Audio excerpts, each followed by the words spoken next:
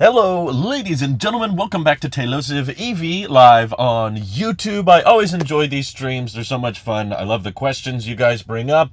I like being able to see in real time what you guys are curious about or what your thoughts are. Or, of course, when you catch me on something wrong, which is very easy to do because I'm wrong a lot. But I did, like, a pretty late night. It was the night that Project Highland dropped.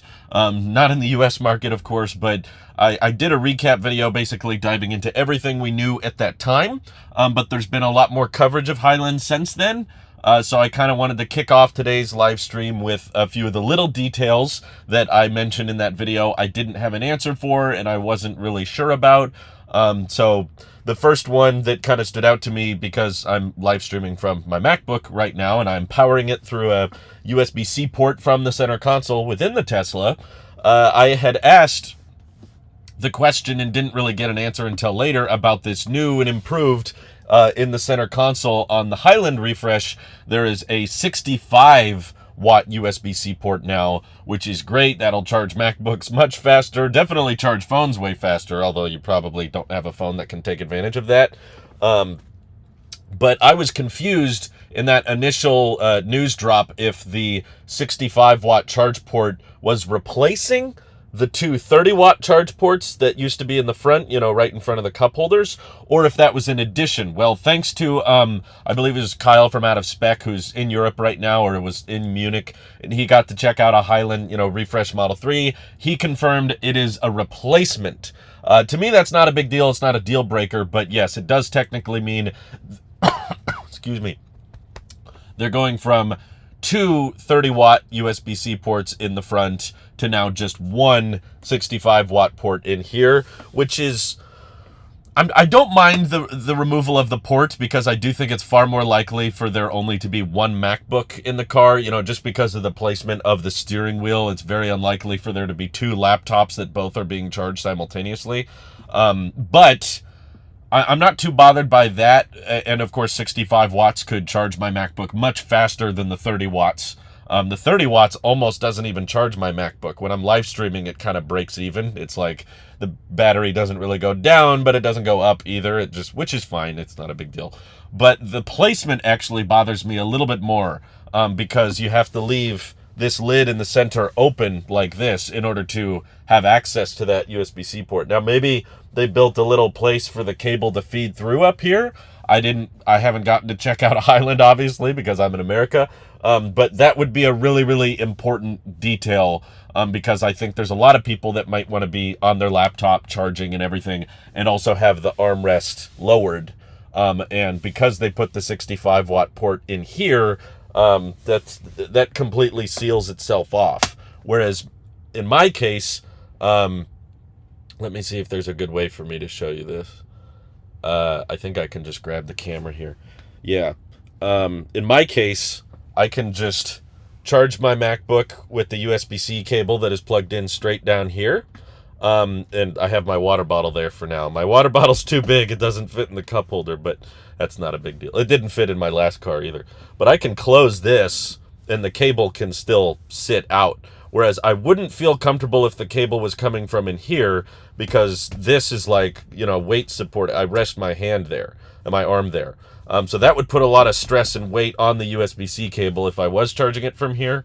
So the placement is a little bit more frustrating to me, but I think maybe they already have a solution where there's a little hole where the wire can route itself out, but not a huge deal, just a little detail. Again, we're doing the details here. Another addition that was actually just spotted this morning is the adoption of blind spot indicator lights, which I gotta be honest, I'm shocked. I did not expect Tesla to add this much details, because this is something that's not a new technology at all. This has existed for a very, very long time. Tesla has always been the company that removes things for the sake of manufacturing simplicity. The biggest one that I run into on a daily basis is those accessibility handles. Pretty much every car I've ever seen has little handles up here, except for the Model 3 and Y. And I knew people, and I had driven in cars actually that had blind spot indicators, which, in case you don't know, is just a little light. Usually it's on the side view mirror. Sometimes it's inside the car, but it's just a little light that shows up when a car is in your blind spot. And it's just a little light that comes on to basically remind you that, okay, don't change lanes right now because someone's there, even though you can't see them very easily. So it is what it is. It's a blind spot indicator. Very appropriately named. Hi, Alpha. Hey, Michael Burkhart. Hey, Legend. Hey, Ivan. As far as I'm aware, Ivan, yes, there's no single-piece castings with the Highland refresh. As far as I can tell, this is mostly all cosmetic stuff. It's all interior upgrades, exterior upgrades to improve efficiency. But as far as I've gathered from the interviews I've watched and the videos people have done on Highland, no changes to the motors, to the batteries, to the manufacturing. It's all just upgrades for the cosmetics, you know, making it look cooler, making it look sleeker. There's not a ton of like under the hood, you know, game-changing design. And I think that kind of helps them retrofit old factories and roll out this refresh faster, I think. It still seems like it's kind of taken a while because Fremont's not ready to do it yet, even though we know that Fremont has been testing around refreshed Model 3s. It's clearly something they're working on. But I guess they didn't have enough Giga presses ready from Idra, or I don't know, honestly, the logic behind it. I hope they talk about it at the next earnings call. Can we please, for the love of God, not have another earnings call where everybody just asks for Cybertruck specs? I feel like that happens every single time, and we never get anything. It's always the same old, we'll announce that at another time. It's like, okay, they don't want to reveal things during the earnings call, but we could, now that they've already unveiled and shipped and started shipping Project Highland Model 3s, I feel like this would be a perfect time to say, does this include single-piece castings? If not, why do you not have single-piece castings yet? Is there a reason behind that? And my prediction, my guess as to the answer is that that would involve the assembly lines being down for longer, and that the Model 3 is not going to be as high a volume as the Model Y. And basically, single-piece castings save you the most amount of money when you're delivering at super high volume. And, you know, it's not that the Model 3 is a low-volume vehicle by any means. It's still one of the most popular vehicles in the world, but it might not be as cost-effective as we had hoped. That's purely guessing on my part, but they added blind spot lights, but they're not in the mirrors. I have a picture, but that I had queued up, and then the tab closed. Hold on, I'll pull it up here. We first saw this referenced on the Tesla's display. Okay, here it is. This is a lot easier to see. But it's basically where the speaker is on the refreshed Highland. So this little light, I guess, will turn on when there's a vehicle in your blind spot, and that's just a reminder not to, you know, signal or try to change lanes at that time. And it's a setting, so you can turn it off if you don't like extra lights in the interior going on. What's funny is I don't know much about ambient lighting personally, but I mean, this, maybe I'm crazy for suggesting this, I don't know, but I would have incorporated this feature into the ambient light system if I was designing it. Like, if there was a car in your blind spot, I would change this part of the... I'm pointing with my finger like you guys can see that. I would basically change the color or pulsate this ambient light on the door, because this is not one continuous light. I mean, they, in the interior shots, they make it look like one continuous light, but this is the door light here. So on your left, I would have the light flash or change color, and then if there's someone on your right, you could have the right door flash and change color. It's very obvious. It's basically right. It's just a little bit lower to where that indicator is, but it's, you know, still at the same level as the speedometer and everything. So I think there's probably a simpler, more cheap way to integrate the blind spot indicator, but I'm not really complaining. It doesn't hurt anything to have a whole separate light. I think, you know, it does sound like it would kind of complicate manufacturing a little bit, but usually, probably not a lot, but I think Tesla pays attention to little details like that. You know, before, when they didn't have the indicators, they would just... the car would flash red on the visualizer. You know, when you have your car in the center and there's all the little gray cars around it on the center screen, they would just have cars nearby change color, and that was supposed to be Tesla say, oh, there's your blind spot warning. And of course, when you signal, the blinker shows the repeater camera, which obviously shows your blind spot, then it's not a blind spot anymore. So usually Tesla's the kind to leave out little details like that.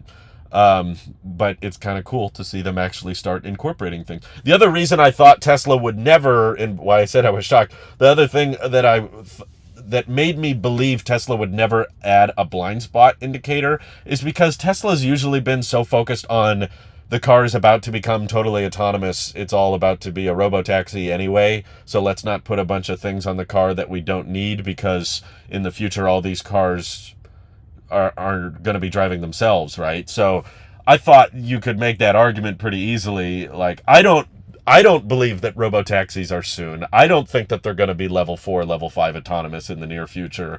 You could disagree with me and we could have a whole different tangent on that. But if we just have the expectation that, okay, Tesla believes we're about to hit robotaxis and everything, why would you include that? Why would you include driver assistance features if there's not going to be a driver?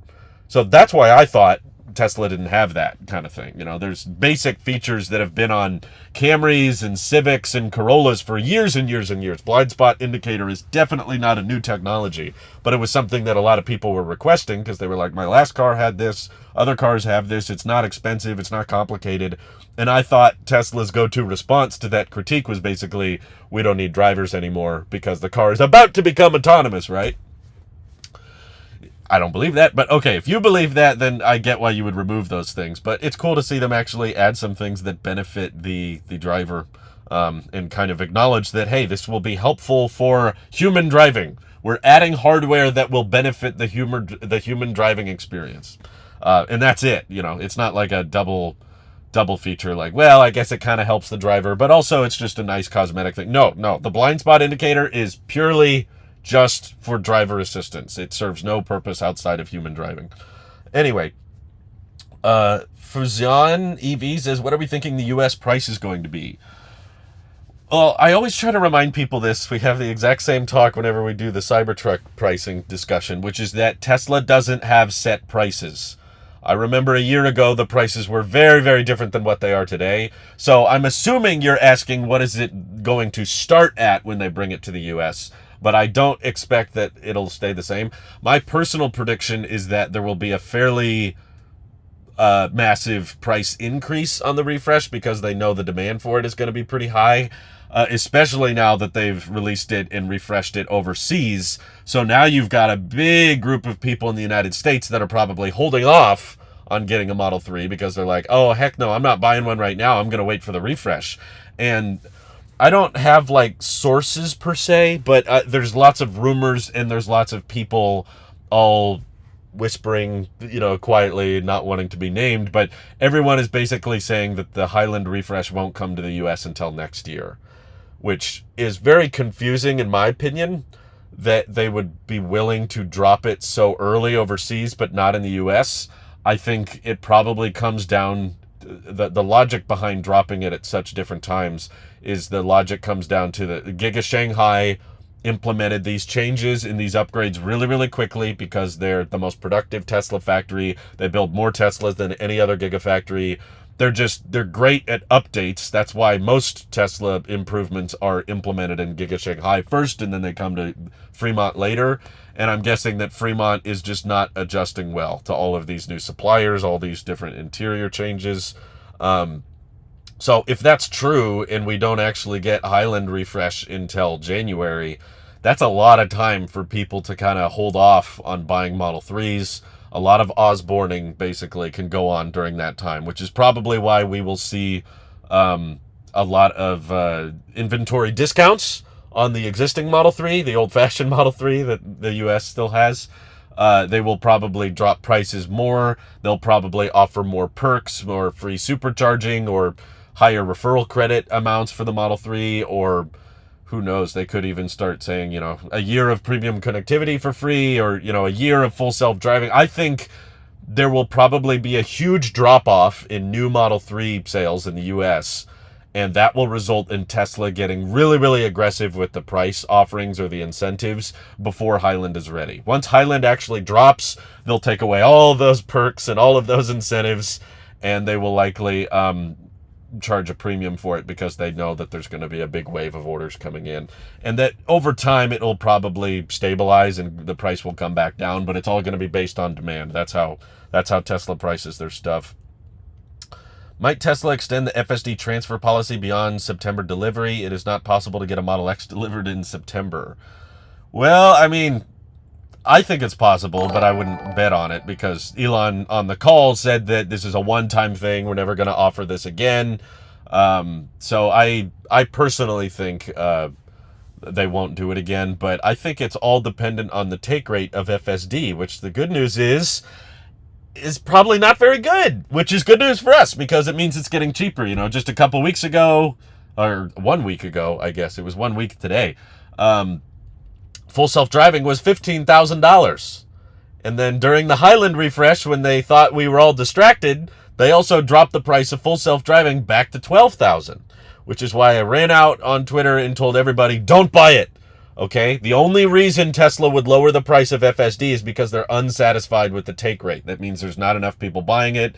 The percentage of people buying it has likely dropped to such an abysmal low percent that they're like, okay, well, charging 15 grand for it or 200 a month for it isn't worth it anymore. We need to try to meet the customer in the middle so that more people buy it.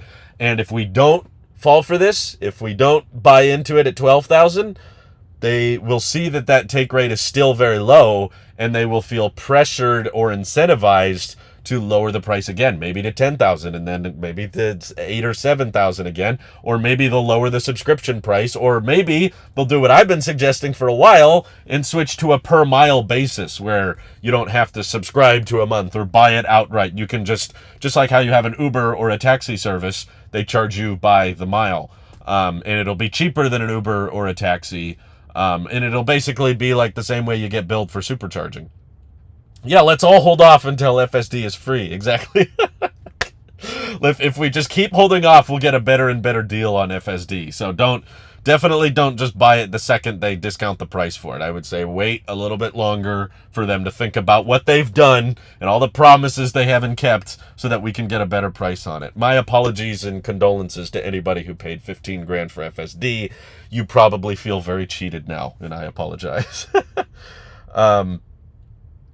Alpha says, I never make price predictions. They change too much. I think it's okay to make price predictions, but you just attach a lot of fine print to them. I'm always confused when people are like, this is what this tier will cost, and this is what this tier will cost. I'm like, you're getting way too specific. Gary Black was over on Twitter making Cybertruck price predictions saying, you know, 79,990 and 69,420. And I'm like, you're getting so precise for something that fluctuates by the week. You know, this is getting way too specific. Jackson says, would a better question be how long do you think the demand will last, and in turn keeping the supply low and price high? Good question. If yeah, that is a better question.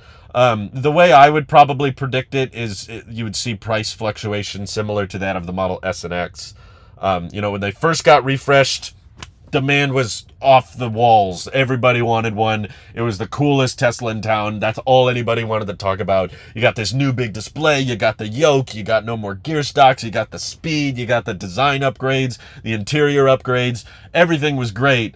And the demand was just there and pouring in like crazy. So the pricing slowly escalated. It started at 80,000 and then it made its way up to over 100,000 for the Model S. And Model X was even worse. Whereas now we've seen it come down and stabilize again. So I think prices for the US Highland Model 3 will probably go up 15-20% when they drop it. So it could become a $47, $48, maybe $50,000 for the rear-wheel drive, more for the long range. I guess they might feel pressured to not raise it too much on the long range because then they'll price themselves out of the federal tax credit, which is kind of a big incentive. But I'm not going to say it's impossible for them to surpass the tax credit because they've done that before. And if the demand's there for it, they might not care. It's like, okay, we might lose a lot of demand if we price it over $55K because then you don't get the $7,500 credit. But if people are willing to pay it, they might not mind that at all.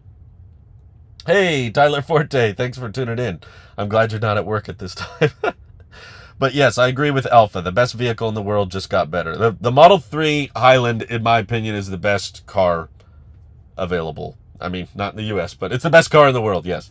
If you factor in everything, price, features, safety, software, range, like just everything put together. Obviously, in my opinion, electric cars are way better than gas cars. And we're referring to a car here, not a pickup truck, not an SUV, not any of that. But there's obviously fancier cars with fancier features, but they're all going to cost way more than a Model 3 does. So to me, the Model 3 is like the perfect mixture of all factors people have to consider. Roman says that $99 a month FSD would spike the demand. Yeah, maybe. Anytime they get asked on the earnings calls, what's the take rate like for the FSD subscription, they don't want to talk about it. They say it's not worth mentioning. And their response is usually that we expect the take rate will be a lot higher when FSD beta goes to wide release. In fact, I recall a time, I think it was January of 2022, where Elon said that the price of FSD would go up for the subscription once FSD beta went to wide release. And a lot of people said it has according to many people, FSD beta has gone to wide release. Like, you don't need to request it anymore. You don't need a certain safety score. They just give everyone the beta. You just have to be waiting for a while until the software version you're on catches up and everything.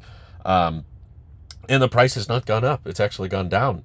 So based on the take rate, I don't know if even that many people who aren't comfortable paying for FSD now, I don't know if those same people would suddenly pay $100 a month for it. That's still a lot of money.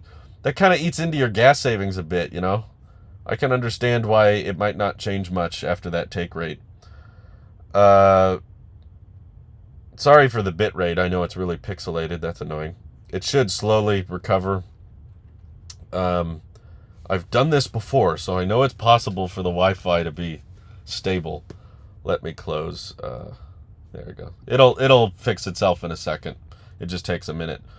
Ivan says, any idea if we'll get a performance/plaid Model 3? I'd be shocked if they never did a performance, but I would be surprised if they did a plaid, because there's some inherent size limitations. The Model 3 is just objectively a smaller vehicle than the Model S, and the plaid powertrain is not small.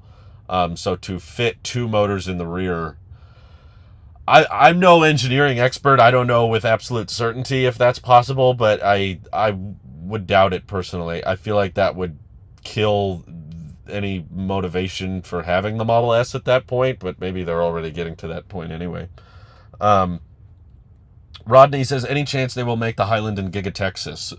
Close to zero. I don't feel very confident that Giga Texas has much spare room for additional vehicle models at this time. Right now, it is kind of capped out with Model Y assembly and also Cybertruck assembly, and that factory is going to be they're already expanding it as we speak. They're extending the south wall further so they have more room for the general assembly and the Cybertruck area.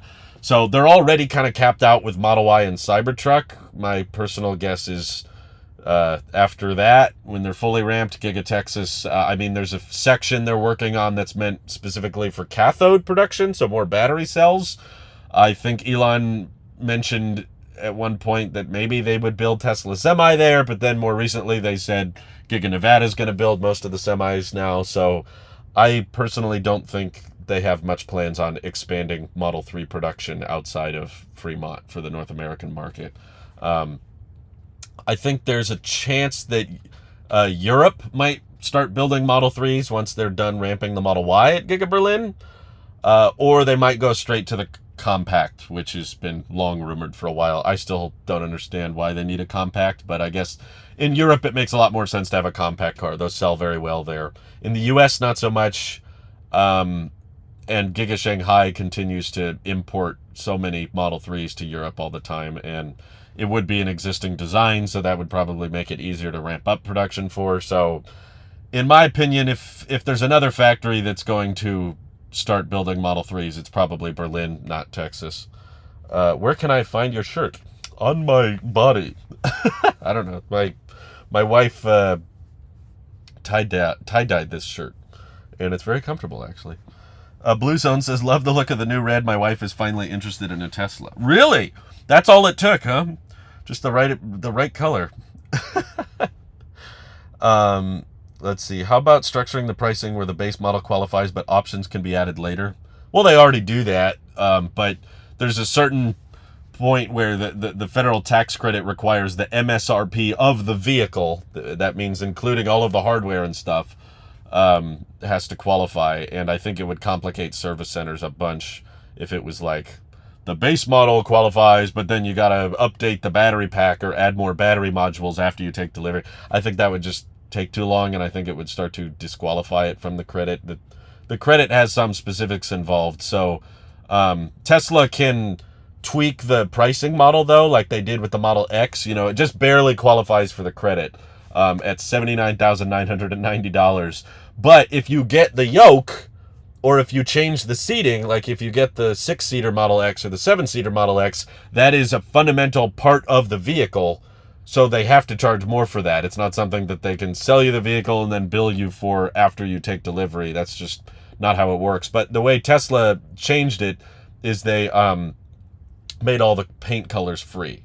So now you could get any paint job and it wouldn't change the price of the car, which is great. I honestly wish it was like that on all Teslas so everybody can just get the paint color they want. But if the Model 3 long range is approaching, 55,000, and that's really close to the limit, obviously, for the federal tax credit, they could make all the paint colors free. Perhaps, full self-driving doesn't affect it because that's software. It's not necessarily, required for you to continue with the vehicle purchase. But things that are more hardware, things that are more tangible, like, okay, you added a yoke or you added a seat, you added a tow hitch, that pushes the vehicle over the limit. Now it doesn't qualify because that's like built in. It's not a software. Compacts will make more sense if they become more affordable. I mean, kind of, but I still take issue with compacts. I mean, I think they make sense for big cities where you don't drive that far or very fast. That's the big problem I have with compacts is aerodynamics. Typically, like a smart car does not have a lower coefficient of drag than a Model 3, even though it's way smaller. Once you get up to highway speed, a compact, because of the way a human sits, how tall it is relative to how long it is, it gets closer to just being like a wall. And just a flat wall on the back or front of a vehicle is horrible for your aerodynamics. So yes, you save some in weight by having a smaller vehicle, but at highway speed, as Aptera has taught so many of us, when you're going over 50 miles an hour, your aero is a bigger energy loss than your weight. It's no longer about your rolling resistance, which is mostly affected by the weight of the vehicle. You have less rolling resistance from the tires if the vehicle weighs less. But we've seen, this is not like some theory I've come up with. We've seen real world demos of this in like towing testing, especially with electric vehicles. I watch a lot of Rivian towing vehicles, and they've done tests where they put a 10,000 pound payload in a very aerodynamic trailer, and then they compare that to an empty trailer that is not aerodynamic, that it just has like a big wall on the back of it, the opposite of aero, just a big flat surface on the front and back, and that used more energy. That was substantially worse range despite weighing way less. So yeah, a compact car makes a lot of sense probably for Europe because there's a lot of places where people aren't driving too fast, there's not as much road tripping, or you're just driving around town. That's where a compact works.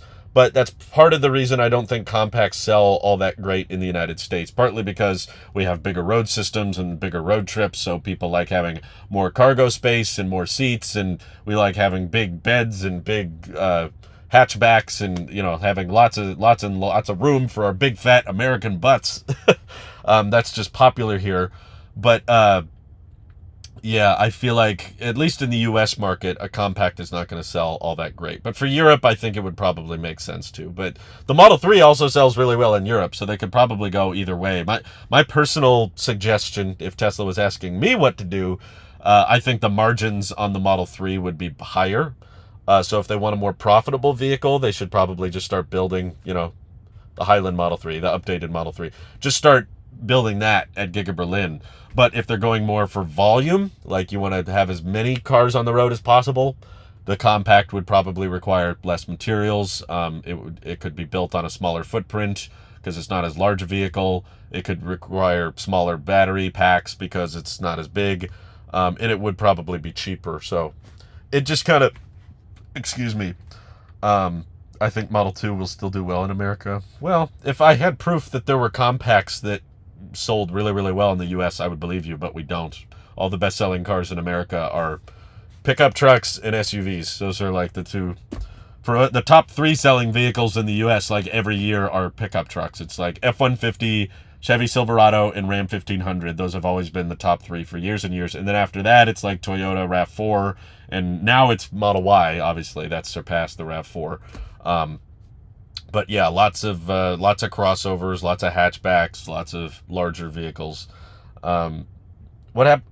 Oh yeah, that's another good point. We got to talk more about Project Highland. What about the front bumper camera that disappeared shortly after the reveal? Yeah, that was interesting. So in my video, I noticed that on the website there was a front bumper camera, but people were like, hey, the demo showroom models people are looking at don't have that camera. And I thought, well, these are release candidates. They're prototypes. They're not vehicles that can be sold to anybody, so they're probably missing a few things, which was true, by the way. We found out later that I think it was Kyle from Out of Spec was checking out a Highland, and he said that they can't test the sound system at this time. Also, CarWow got to test drive the Highland, but autopilot was not working on it. So obviously the prototypes were missing certain things, and there was a lot of things that weren't working properly. So I figured, yeah, okay, they didn't put the bumper camera on there. Big whoop. But then after everybody talked about it, they removed the bumper camera from the website, which now makes me think maybe last second detail they decided that was going to be too complicated or too unnecessary. Maybe Tesla figured, oh no, park assist using vision and the occupancy network will be good enough, I guess. So we don't need the bumper camera. But yeah, now that they've removed it, I feel less confident that it will actually have it when deliveries begin. Maybe they'll add it in the future, but why the heck remove it from the website weeks before first deliveries begin? I think they did that for a reason. Compacts are mainly used on small streets and don't tow, though. Yeah, I mean, there's obviously pros and cons to compacts, but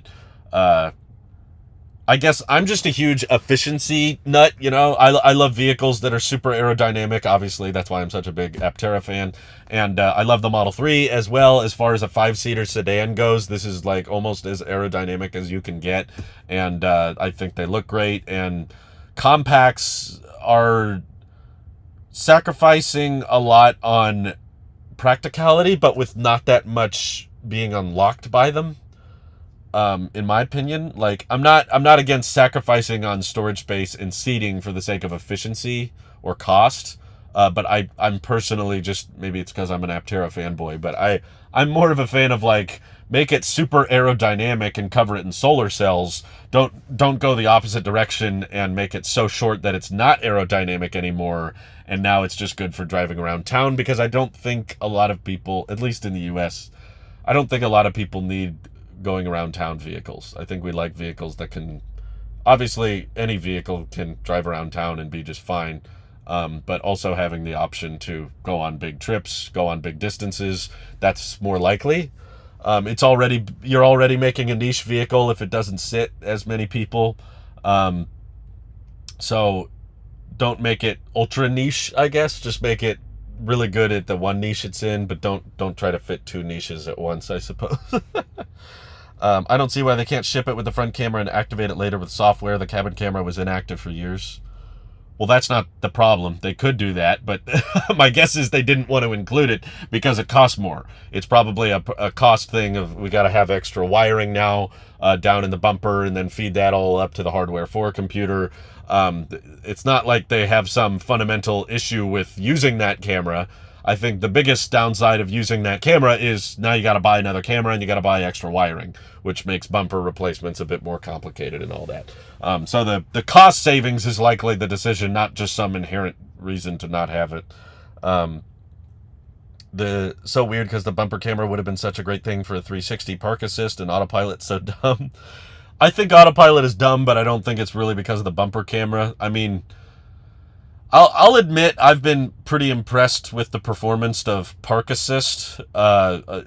Chris from Dirty Tesla did a great video. He has two Model Ys right now, one that has vision-based Park Assist and one that has ultrasonic sensors. And he did a bunch of side-by-side comparisons. I thought he was very fair. He was not biased towards one or the other. He just presented the facts.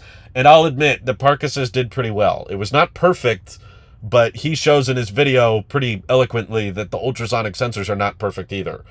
They're not that accurate, and they make a lot of mistakes. And there's some advantages of Park Assist and some disadvantages. But based on watching his video, a lot of people may disagree with me on this. But after watching Chris's video, and there's been a few iterations now. There's been a few software updates to improve the occupancy network, to improve Park Assist. After watching those videos, I think removing the ultrasonic sensors was actually the right call. They probably save a lot of money that way, which allows them to undercut everybody else and allows them to have better profit margins than anybody else. And the Park Assist lines on vision only, they're not perfect, but they're pretty good. They get close enough.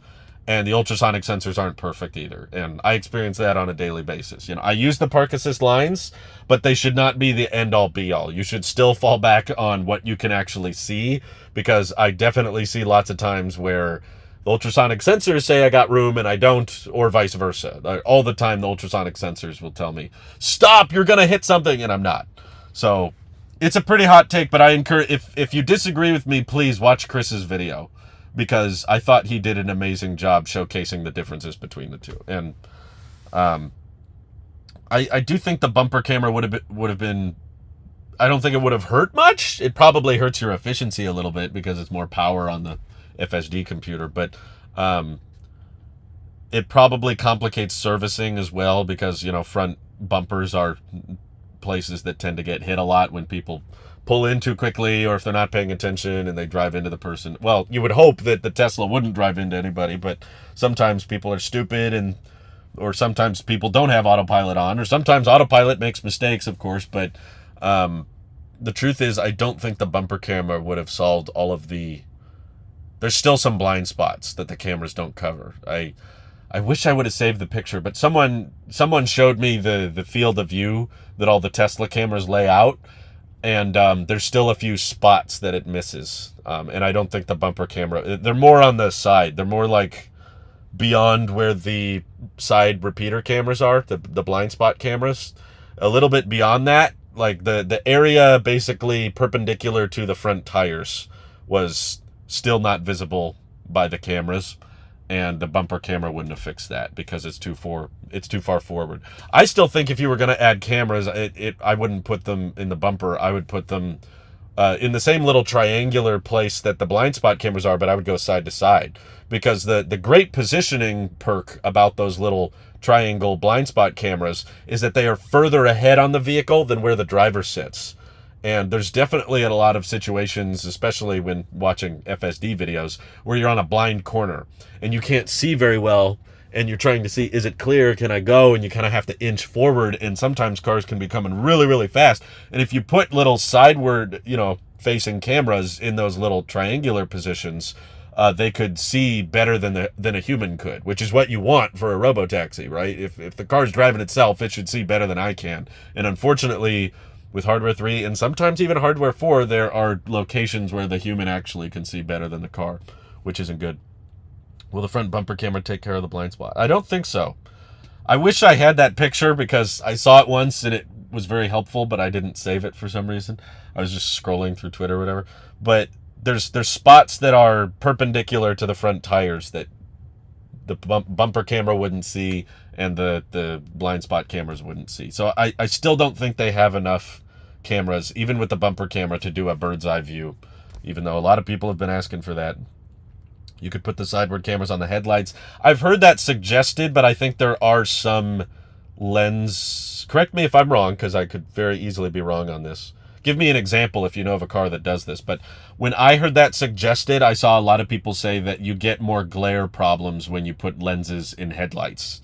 If the camera is next to the headlight too close, or right inside the headlight, then when the headlight is on, it kind of blinds the cameras quite a bit. So I don't think they need to be in the headlights per se. I I just think the most clean and simple way to integrate them would just to be have two lenses on those, or just have super high resolution / wide angle lenses in those little triangle spots, those blind spot cameras, so that you can see in the blind spot, but you can also see directly side to side from the front of the vehicle. Let's see. The MG4 and BYD Dolphin is the most affordable Chinese EVs in Europe that you can't get in the US. Do you think these Chinese car brands will overtake car brands such as Ford and GM?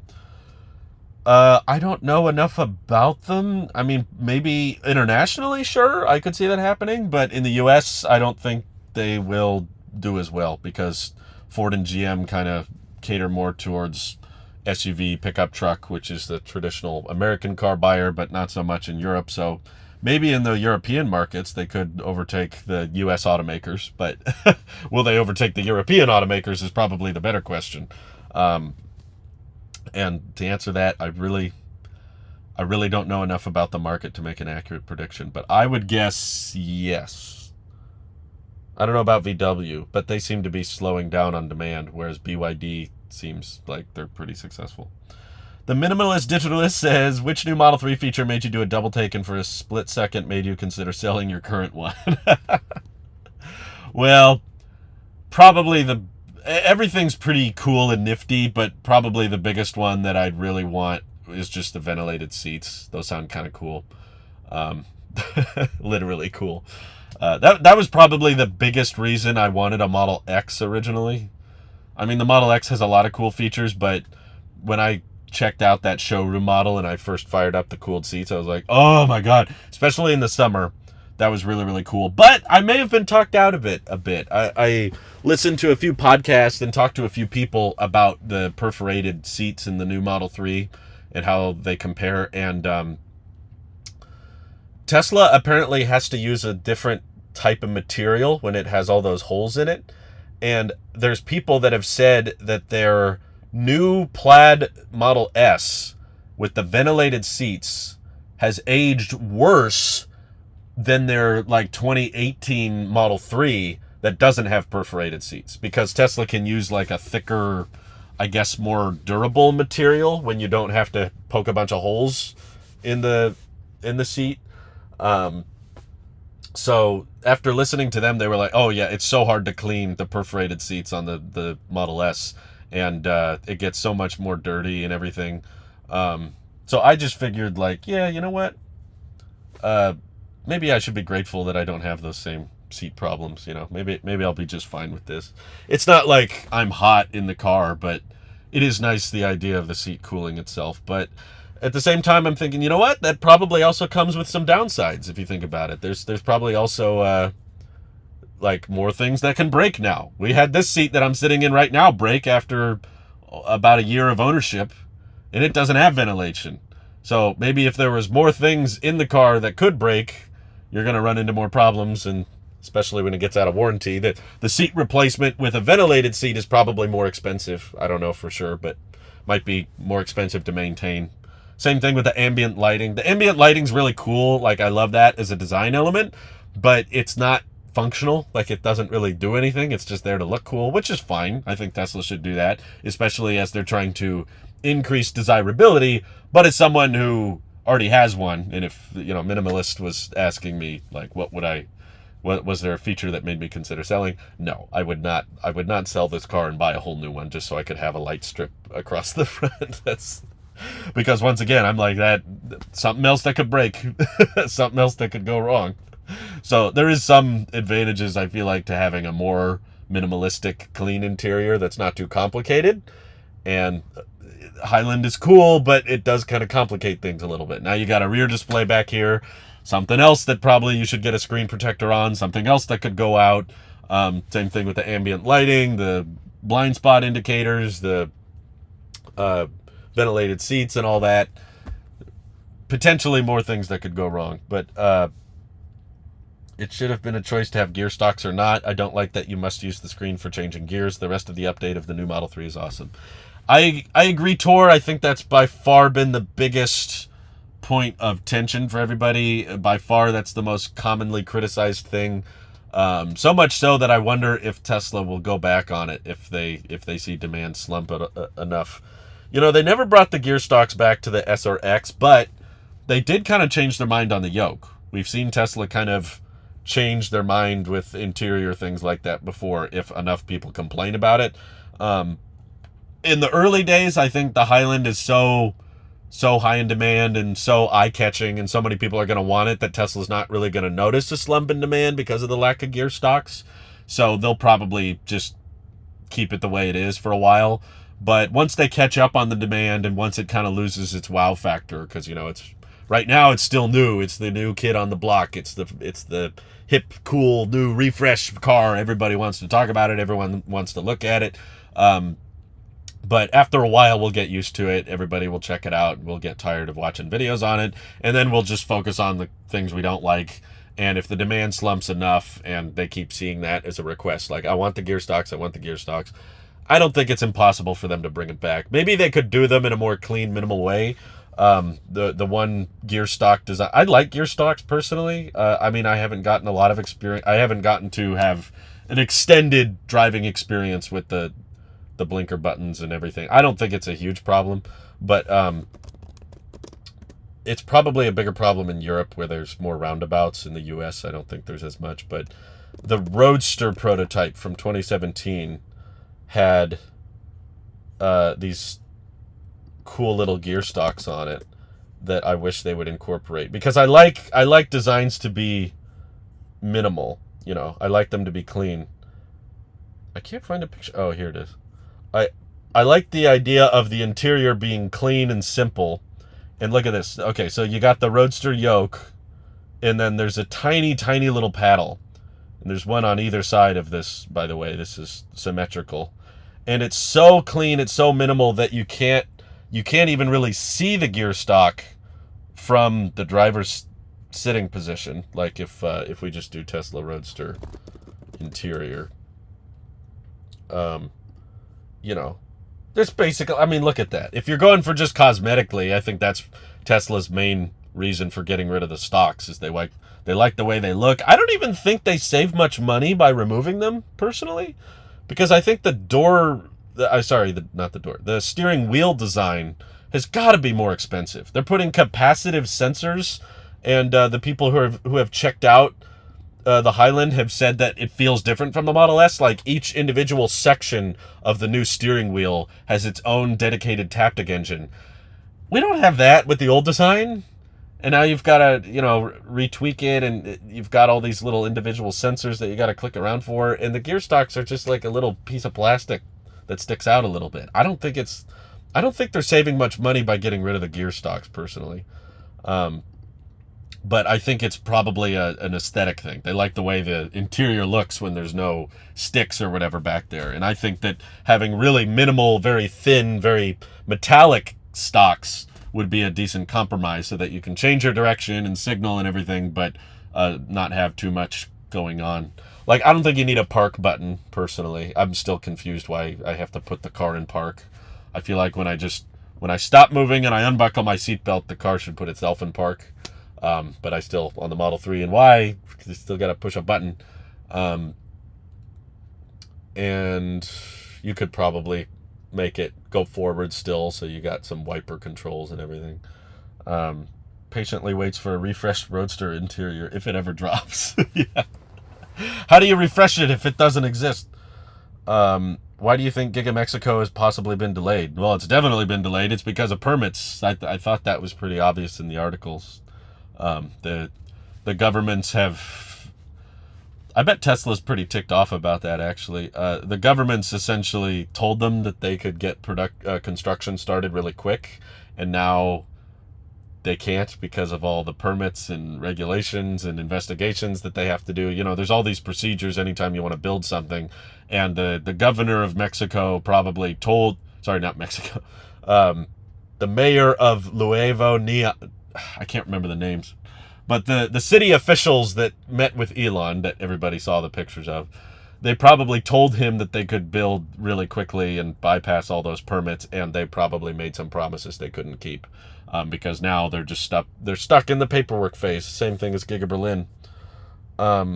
Unbuckle, open door in hold mode, and it'll park. But it yells at me. I don't like that beeping. I know it will put itself in park, but it should expect that. It should just, every time I do that now, it's like, what are you doing? Here, I'll do it right now. First of all, it still wants me to put my foot on the brake to change gears. But I'm in the wrong position. I'm going to hold the brake pedal. Ah. Yeah. What is it doing? Oh, it's saying my seatbelt isn't buckled. Okay. Now I'm in drive. Oh, it said vehicle automatically parked to prevent rollaway. Fasten seatbelt and close door. It's probably because no one's sitting there. That's funny. You're too smart, Tesla. I can't get away with anything, can I? Oh, well. Legacy Act doesn't beep. That's good. That's how it should be. But it still yells at me. Let's see. The park reverse neutral drive buttons are between both sun visors now, correct? Or around there. That's way cleaner looking than having the stock stick out of your steering wheel or between seats near the center console. Yeah, I like the idea. They're up here, basically. That's the override if your screen goes out, but I'll be honest with you. I've had this Model 3 now for over a year. I've never once had my screen go out.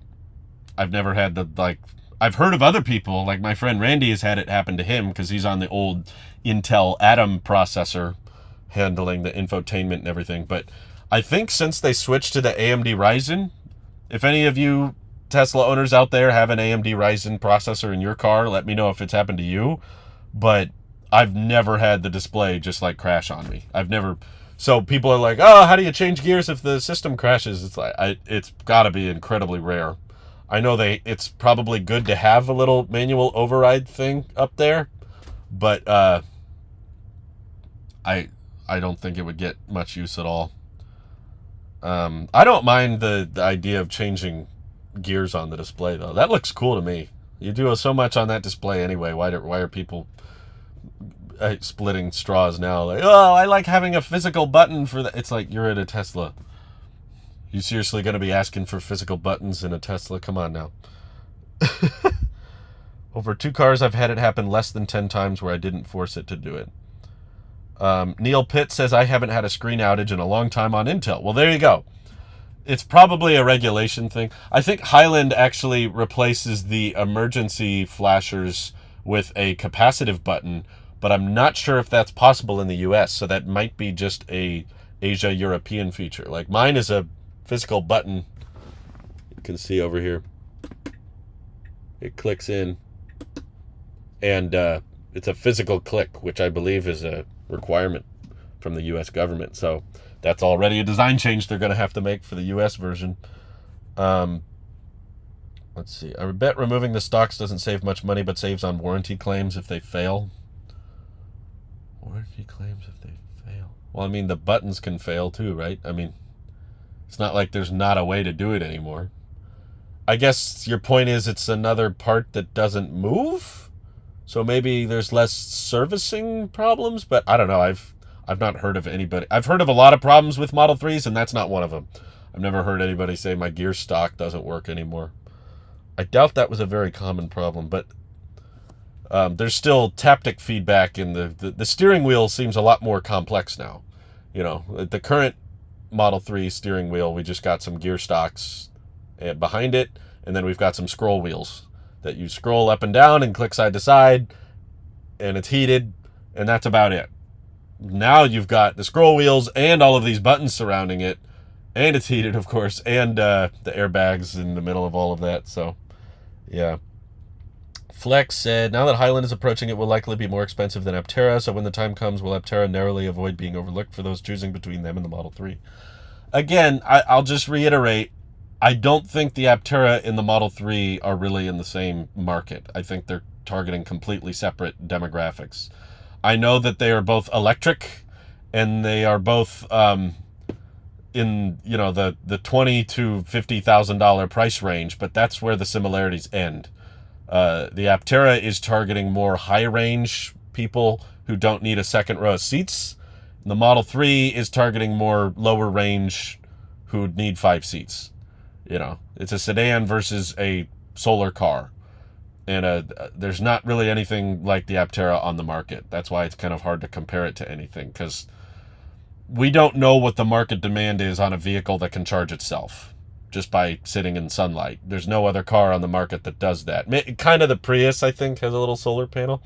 And I think the Fisker Ocean has some solar cells on it, but they're not pulling in meaningful range like the Aptera is.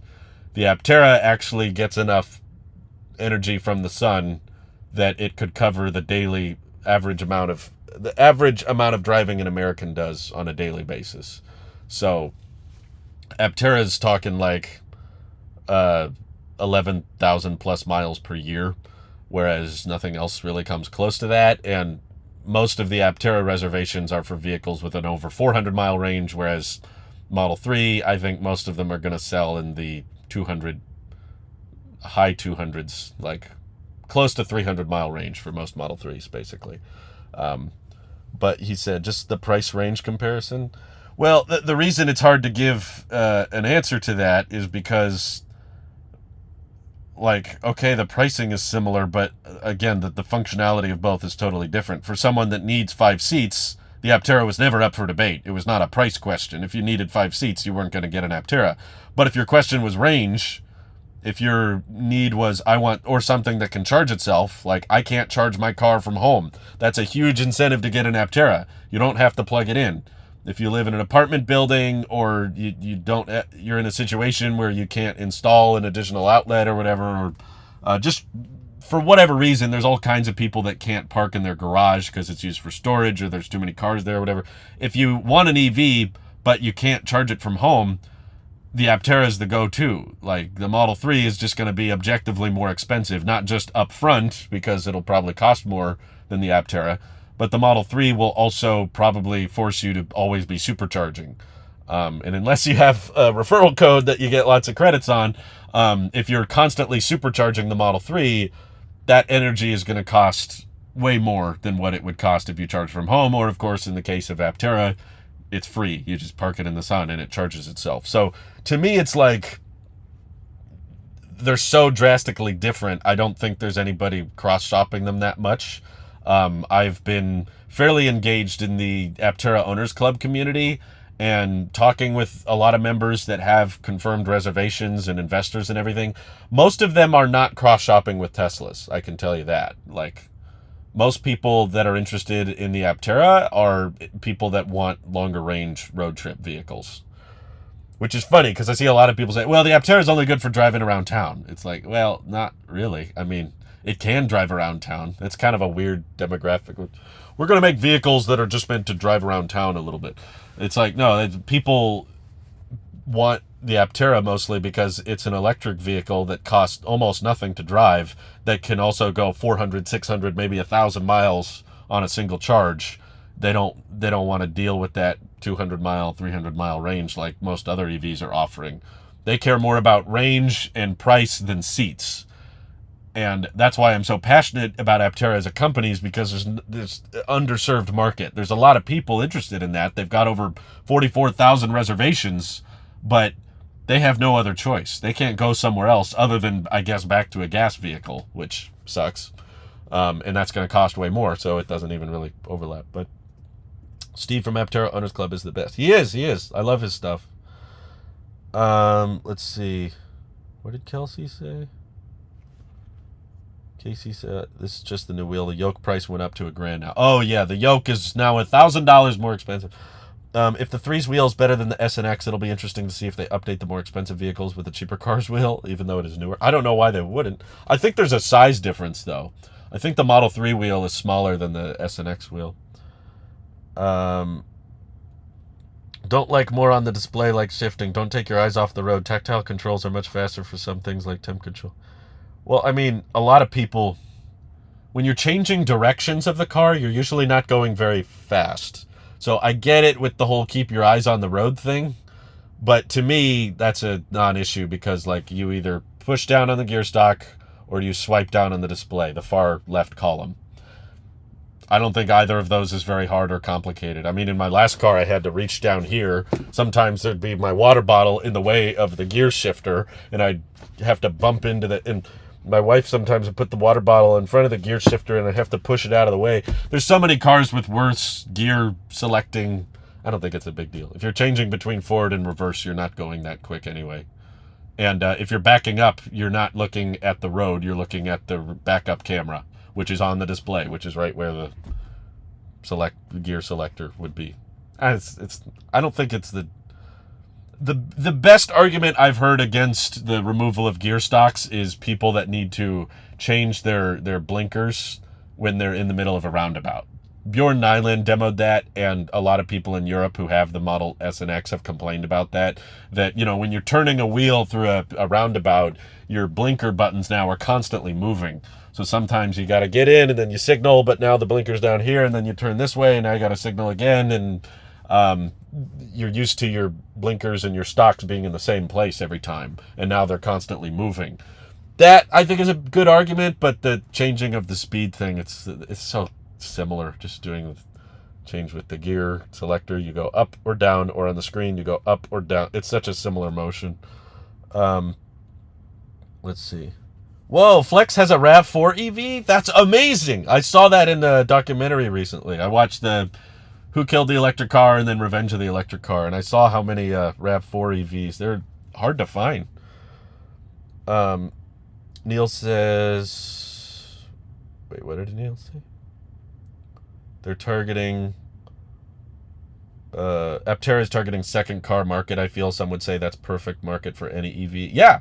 No, I don't think even Aptera is expecting everybody to just buy a two-seater and be happy with that and stay there. But I think it would be one of the most popular second vehicles potentially ever, because we have data that suggests most people are driving with two or less people in the car. So sure, yes, there are times where we have more than that, but the vast majority of driving for a lot of people commuting to work and back is just by themselves or occasionally with one other person. So I don't think just for the fact that it's a two-seater that makes it niche like so many other people do, because there's never been such an incentive to drive a two-seater before. There's not a lot of two-seaters on the market because for most gas cars or even EVs, switching from a two-seater to a five-seater is not that expensive. It doesn't improve the affordability that much. Sorry about that. The iPhone battery's running low. Whatever. You see a lot of RAV4 EVs where I live? Jeez, I think they're pretty rare. Are you sure you're not seeing the same one every time? I got tired of waiting for an Aptera, so I got an electric motorcycle. Oh, there you go. I doubt it goes as far as an Aptera, but it's something. Can you use the voice command to turn on the signal light? I doubt it, but I mean, what's the point? Fasten seatbelt and close door to stay in gear. That's weird. There's the active alert. How do I dismiss that? I don't care. The car's not moving. We're fine. Anyway, they only made 2,600, so they are very hard to find. Jeez. No, people aren't going to want to use voice commands to activate signal lights, but you probably can. Let me try. Turn on left blinker. It says front seat heater set to high. What? I know it heard me correctly. Like when I talked to it, it turned on the seat heaters when I said turn on the blinkers. That's weird. What if I go, turn on emergency lights? Unclear light command. This is why I don't use the voice commands. I've yet to get one to work properly, other than open butthole, which takes longer than just hitting the charge port on the screen.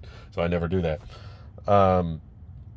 Aptera will be a lot more compelling when the Model 3 goes back to above 40K. I mean, technically it's above 40K now, but I get it with the federal tax credit. It brings it below, but the federal tax credit is going to be changing its rules and requirements next year. Even Tesla says on their website that the tax credit will probably be less good next year. It's supposed to change into a point of sale credit, but it's going to factor in a higher percentage of the battery pack mineral requirements, which means the LFP Model 3 might not qualify at all next year, or only half of it will qualify.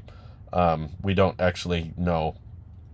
It's 30K with the credit, but the Aptera is not coming out before the end of the year, so we're going to be on a totally different pricing structure by the time the Aptera is available. And again, Aptera's totally different demographic, in my opinion, totally different market. used 0S ranges mad but charges fast and is super fun. That's good. Just be safe. Motorcycles can be very, very dangerous. So that's one of the main reasons I haven't jumped on that bandwagon. But I like the idea of them. They look cool. They sound cool. Get Buck says, a small change on the new Model 3 I haven't seen anyone point out is that the interior lights are now white instead of the Ben Franklin orange. Really? I didn't notice that.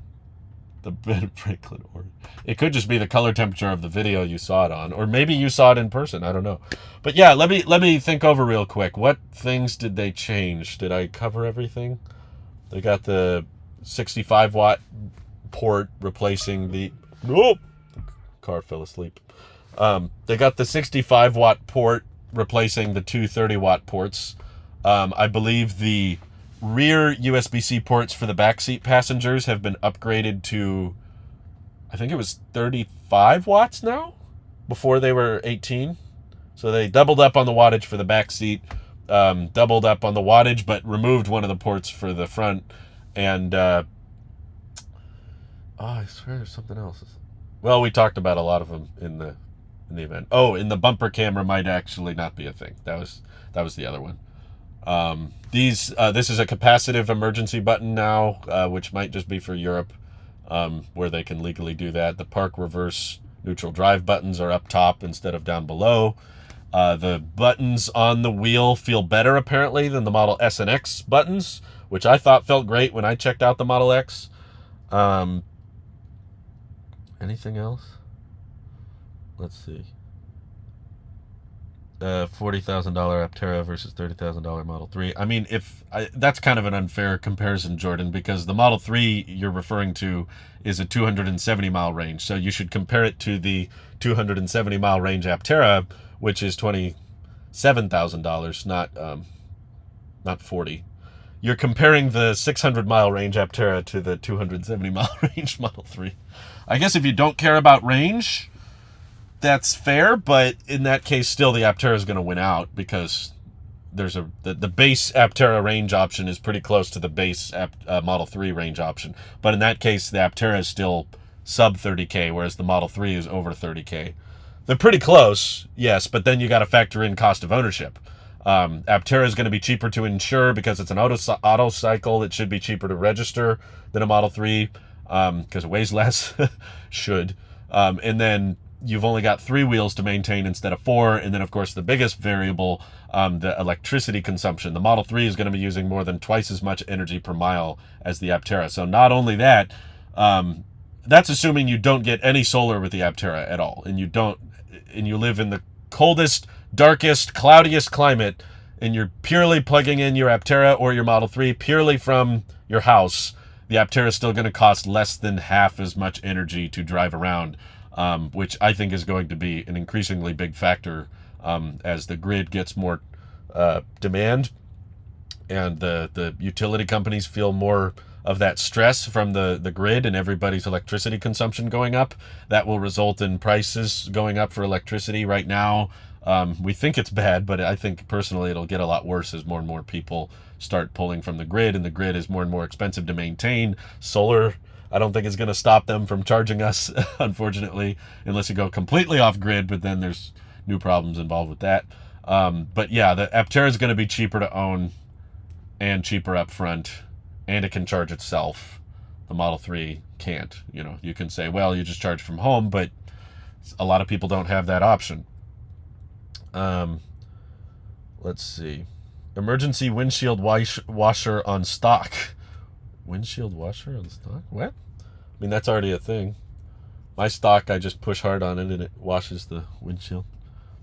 Model Y interior lights are a bit yellow. Interesting. One slight, I don't know if I mentioned it in the video, but they have a speaker up here now on the Highland refresh. It's on the little center column going across the roof, which is kind of cool. What I mean by a lot, I have spotted around a handful of RAV4 EVs. That's still cool. I think it's really cool that there was an electric version of the Ford Ranger because that was my first car. I don't have it anymore because it died.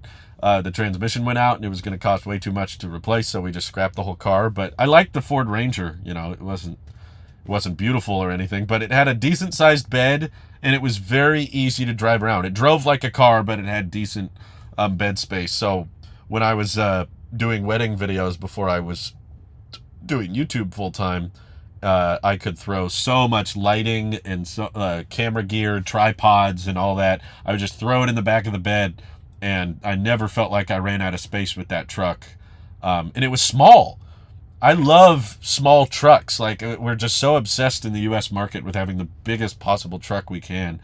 All these Hummers and F-150s everywhere. But that Ford Ranger was almost like the same footprint as a lot of sedans. It was a very small, compact truck. So it was very easy to park, very easy to navigate, very easy to drive. It was just simple.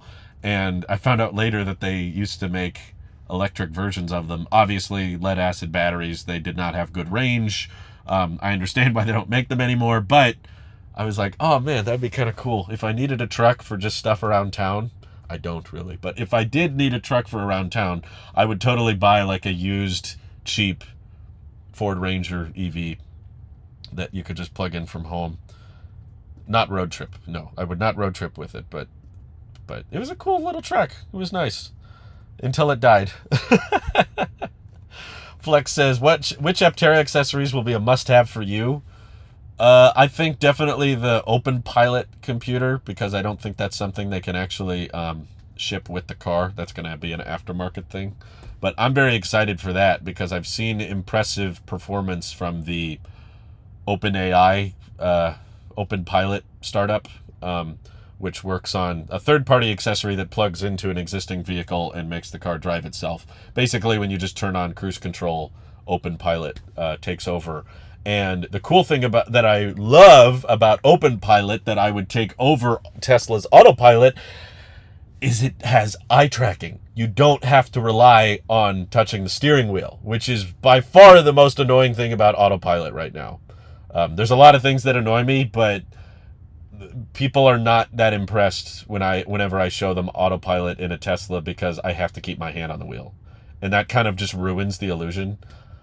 And I really wish they would switch to the eye tracking because we have in-cabin cameras, and I know they already do eye tracking to a certain extent, but they didn't take away the hand on the wheel thing. And that just ruins the illusion for so many people. I'm like, the car's driving right now. And they're like, but your hand's on the wheel. And I'm like, yeah, but I'm not moving it around. And my wife, when she drives the car and turns on Autopilot, the car's nagging at her, like, keep your hands on the wheel. She's like, my hands are on the wheel. And I'm like, yeah, but you have to apply just a little bit of torque on it. She's like, okay, this is more, I'm just going to drive. So it would be so much more impressive if they just said, okay, the car's driving. You don't have to keep your hands on the wheel, but keep your eyes on the road. And the camera up there could just look at your eyes. And I know it's not the best camera in the world, but okay, I'll sit like this. I'll sit to the side, and it's like, oh, we can't see your eyes if you have sunglasses on. Okay, tell me what to do, but I'll take my sunglasses off, and I'll sit over to the side so the cameras can see me. You can beep at me if you don't see my eyes. That's fine. Just even if it's a little weird and a little quirky, just have some way for the car to drive without my hands on the wheel. And I'll pay attention. I'm not saying I want to go to sleep or anything. It would be so much more immersive and so much more relaxing if I didn't have to try to figure out that exact right amount of torque all the time. Because it's like, if my hand's on the wheel, I might as well just keep driving anyway. Imagine cruise control if it required your foot to be on the gas pedal or the brake pedal. Like, that would ruin a lot of the benefits of cruise control, right? If they were like, well, hey, your foot's not touching the pedal. It's like, well, I want the car to be doing all the work. It's like, yeah, but you got to prove to the car that your foot's still there and ready to hit the brakes. It's like, come on. Wow, thank you for the super chat, Neil. That was very kind of you and unnecessary. He said, I was sold on upgrading to hardware 4 until V12 demo. FSD beta, most important feature for me is hardware 4 a dud. No, you're really jumping to lots of conclusions today, aren't you? But yes, I agree with you. The V12 demo was lackluster, and it is kind of, every time Elon says that they're getting close, I lose more faith, because to me, his words are worth less and less the more promises he makes. Because we had this so many times. It was like I have the beta. He said this like 3-4 years ago. He's like, I have the beta in my car and I never have to intervene. It's so perfect. It's so good. And he was like, this is such a big, important FSD beta update that's going to blow everybody's mind. It's insanely impressive. I do 0 intervention drives all the time. He said that for version like 10.69. And we were like, okay, here we come, version 10.69, here it is. Okay, and then we get it all, and everyone's like, yeah, it's pretty good, but there's still some problems. And then it goes, okay, version 11, that's the big fundamental rewrite. When we roll out version 11, everything's going to change. It's a top-to-bottom recoding of the system. The computer analyzes the cameras completely differently. It's a new video 4D architecture. Version 11, I have it on my beta car, and it's amazing. It'll change everything. Everything's totally different. Okay, and then we all get version 11, and it's like, yeah, it's pretty good, but there's still some work that needs to be done. And then version 12 comes out. Okay, I'm sorry. Yes, it's impressive that the car can drive itself with very little intervention, but the problem is the man has set expectations like higher than the Burj Khalifa, and we're all impressed that, you know, it's as tall, that it's like 4 stories high. You know, like, yes, if someone... This is another analogy I guess you could use. If someone told you they could jump 2 miles high, that would be hard to believe, right? And they kept telling you, okay, I can jump 2 miles up, you know, like Superman. I can basically fly. I can just kick off the ground and I'll go 2 miles up in the air. And then he does it and he goes up 4 floors. That's impressive, but you're not gonna believe the 2 mile high thing, right? Like, yeah, it's impressive if someone could jump that high, but they're not anywhere close to what they're claiming. So after all these years of end of this year, we're going to have robotaxis. Okay, later this year, I mean next year, sorry, I meant next year. I mean later this year. When you make those many claims over and over again, and then you do a 45-minute demo of version 12, and he still had to intervene, it doesn't prove there's much confidence involved, in my opinion. Like, version 12, we're coming up on over 3 years now of FSD beta updates, over 3 years of telling us end of the year, it's going to be ready, end of the year. I lose a lot of faith in it. Like, by version 12, there should not be any interventions for hours.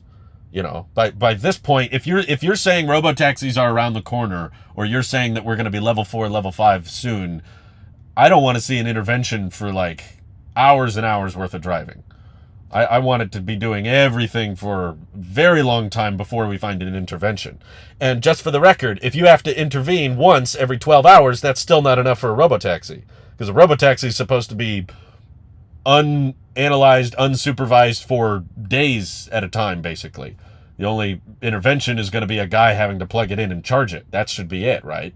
So the fact that we couldn't go an hour without having an intervention proves to me, okay, this is just another hype word, just like how V11 was a hype word, 10.69 was a hype word, V12 is the new hype word, but that doesn't mean anything's really changing. It's just, okay, it's faster, or sorry, it's a little better than before, but that doesn't mean it's level 4. If they stopped assuming liability, I would be impressed. But until then, it's all just fun beta science project stuff. It's like, okay, cool, the car's driving around. But I have to sit here. I have to pay attention. And the car's going to yell at me if my hand's not on the wheel. In which case, it's not unlocking that much extra help, you know. You can move the scroll buttons to let autopilot know you're still paying attention. Yeah, but those are on the wheel. That honestly takes more work, in my opinion. Having to reach up and adjust the scroll wheel every time. Boop, boop. Over and over, or I could just rest my hand there, which is, you know, less taxing to, like, is it nagging yet? Is it nagging? Do I need to touch the wheel again? Like, I don't know. It's incremental improvement. It'll be robotaxi by 2027. Why should I believe that?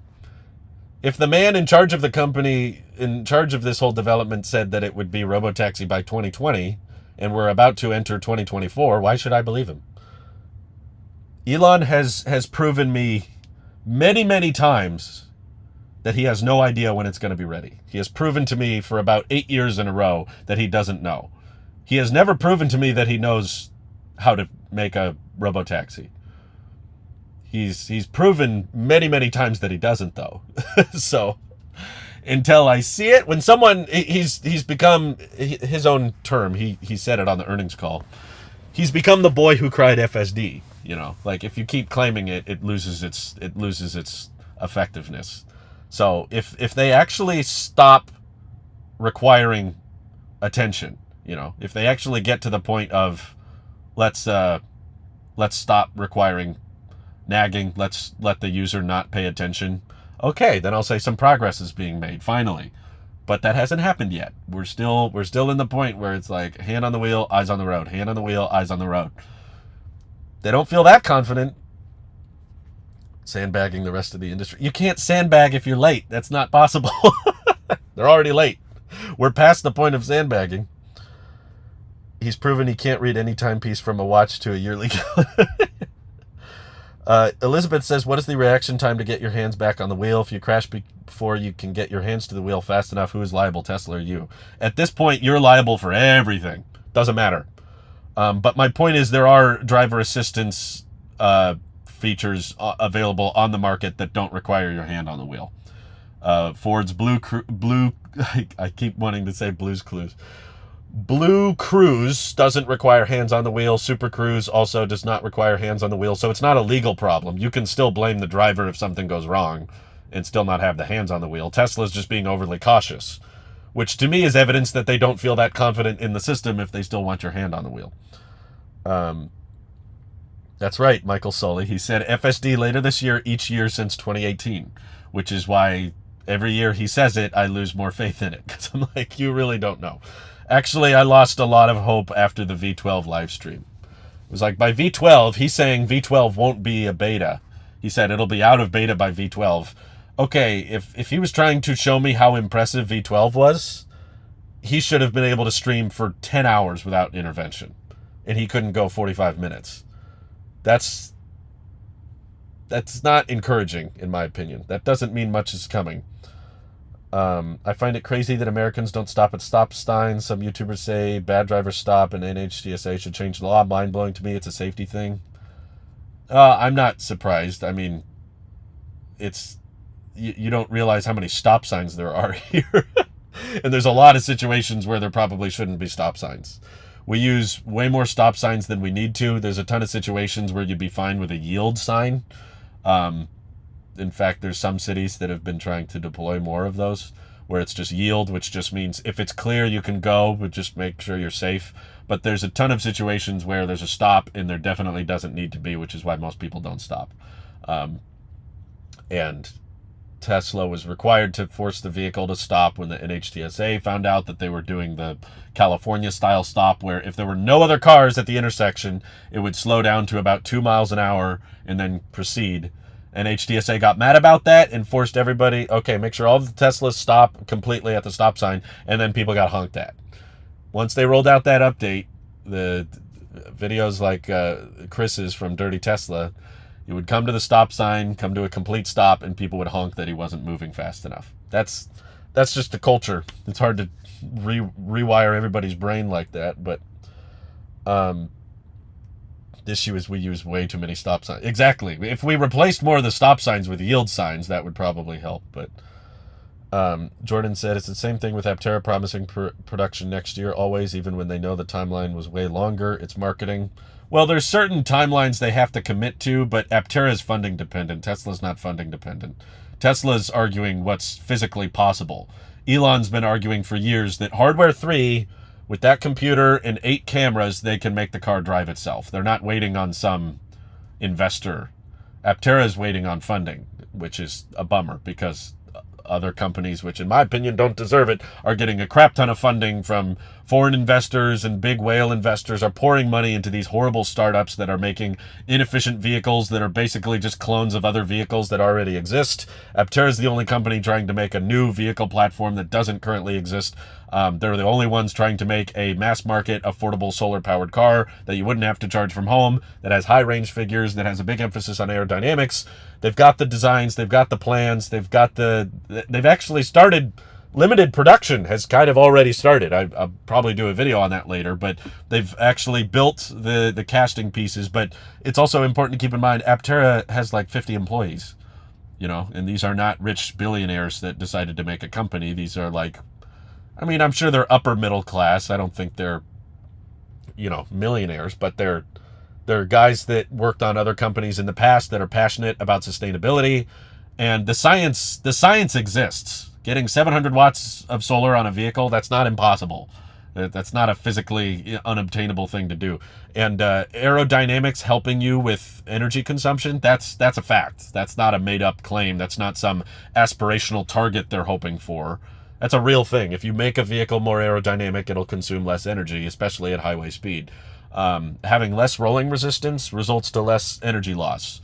All things that they're prioritizing and designing in. It's a money question with Aptera, and they don't know when the funding is going to come through because they're waiting on government loans, just like Tesla did back in the day. Tesla would have gone bankrupt if it wasn't for the federal government bailing them out with the Department of Energy loan.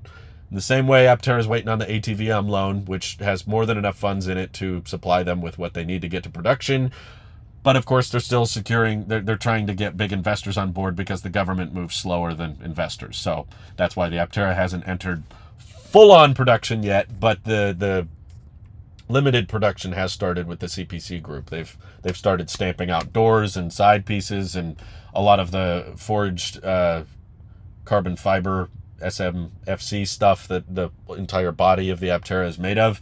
They're already cranking out those machines and pressing things out. So yeah, it's late, but I don't think it's from lack of effort. It's just from lack of funding and lack of vision from bigger investors, unfortunately. Dylan says, I'm considering getting a launch edition Aptera. I'm not a fan of the interior color, but I really want something with NACS. Well, everything should have NACS by 2025, luckily. But let's see. What will release sooner, FSD or the Roadster? Both feel lost. I guess it depends on your definition of FSD, because I think legally Tesla could technically get away with saying we delivered FSD by just making, FSD beta pretty good. Do we consider autopilot done?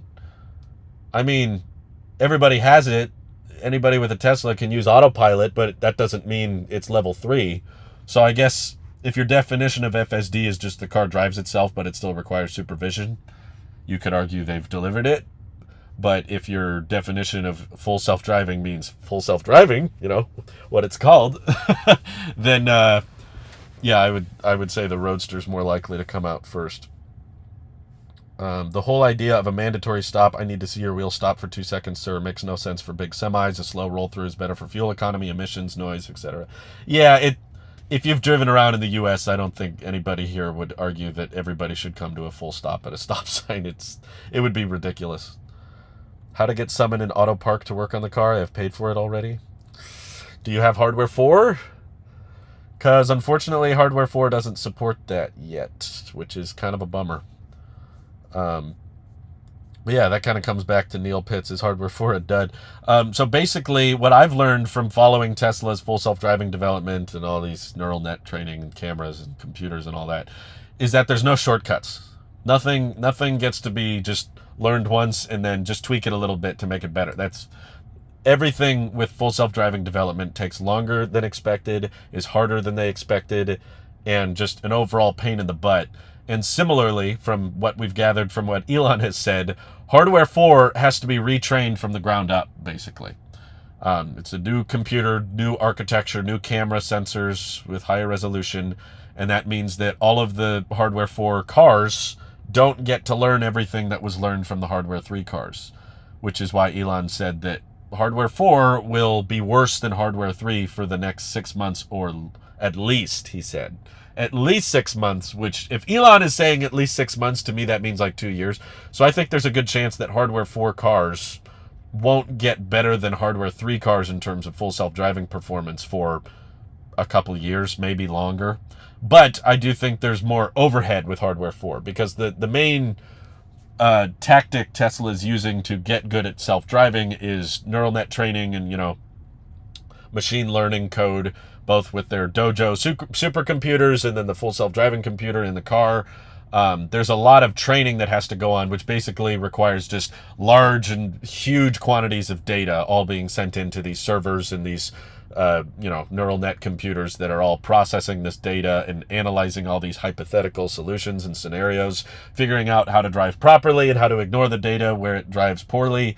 And because of that, hardware 3 has, billions and billions of miles already driven with it to train off of, whereas hardware 4 is new, so it doesn't have as much data to train from. But that data, because it's a higher resolution camera and a faster full self-driving computer, that means hardware 4 should have more overhead. So the room for improvement is much higher with hardware 4 than hardware 3. But because it's starting from scratch, basically it's going to take a while before it actually surpasses hardware 3. As a computer nerd and programmer, I have a hard time understanding how they're going to have any fine-tuned control over behavior using just video inputs. Yeah, I mean, it's... Sorry. The battery's low. I don't care. Anyway,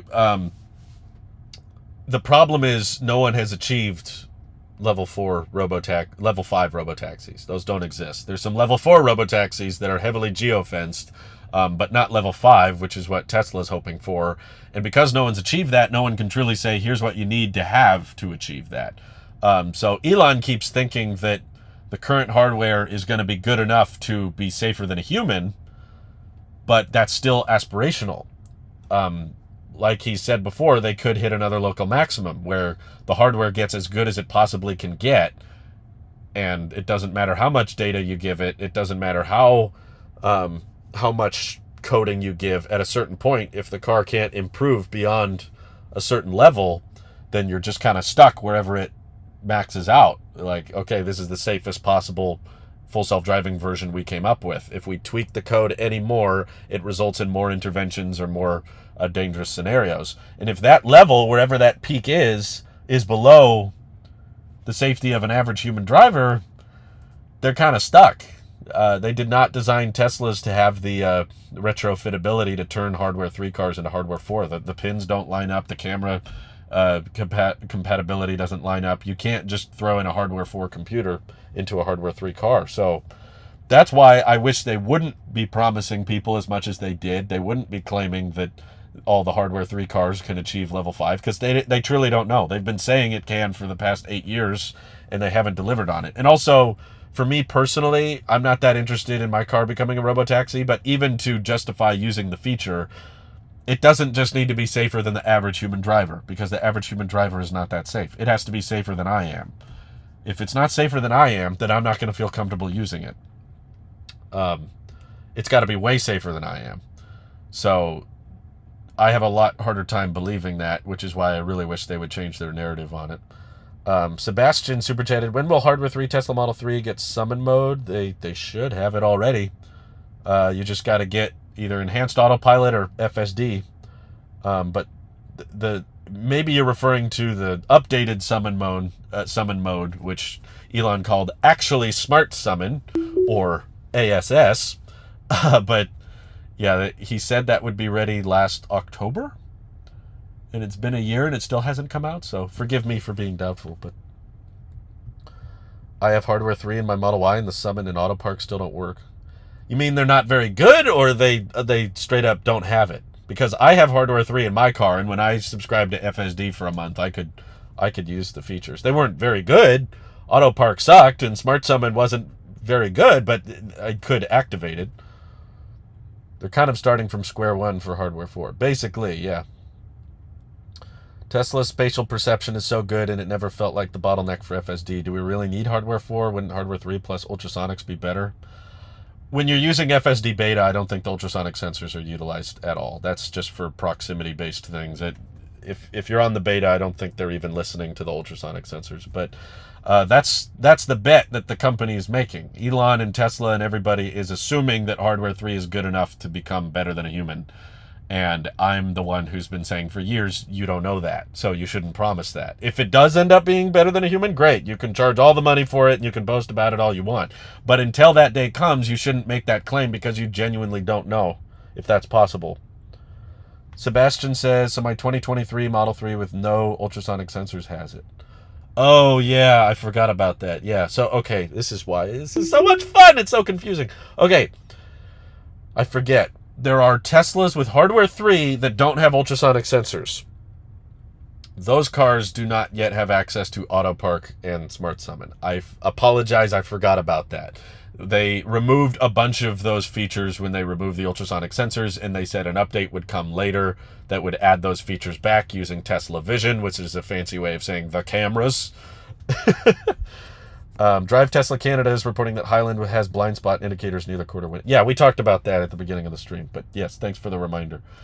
I apologize. I should have remembered. If your car doesn't have ultrasonic sensors, then you can't use summon or auto park. Wow, this is so confusing. I used to drive a 325i and thus simultaneously feel called out and understood. About what? Are Californians all honorary BMW drivers? I was in Japan recently, and by far the majority of the very rare car horns were blasting from Audis and Mercedes. That's funny. Legally, you're expected to wait 3 seconds after stopping. What? That's ridiculous. No one does that. AI Driver did this. He did a video on the whole stop sign drama with the NHTSA. Just go to any stop sign in America. I guarantee you, 80% of the people don't stop completely, which is fine. You don't need to come to a complete stop to see if it's clear. 2 miles an hour, 1 mile an hour is very slow for a car on a big road. That's not very fast. You're not going to hurt anybody going a mile an hour, basically. So you come down to close to a stop, which is 2 to 1 miles per hour, and then you go if it's clear. That's what 80 to 90% of drivers do. I guarantee you, like, this is kind of like the prohibition laws. It's like you could try to enforce that, but you'd have to arrest everybody because literally no one does that. Take us for a drive in the Tesla right now? I would love to, but my car is... I'm in the passenger seat. The steering wheel's over here. So, if I had a level 5 robo-taxi like Elon said I would 3 years ago, then I could, but that's not a thing, unfortunately. Anyway, let's see if there's other messages I'm missing. How to get summon and auto park to work in the car. I've paid for it already. I have hardware 3. I'm guessing if you don't have the ultrasonic sensors, that's the problem.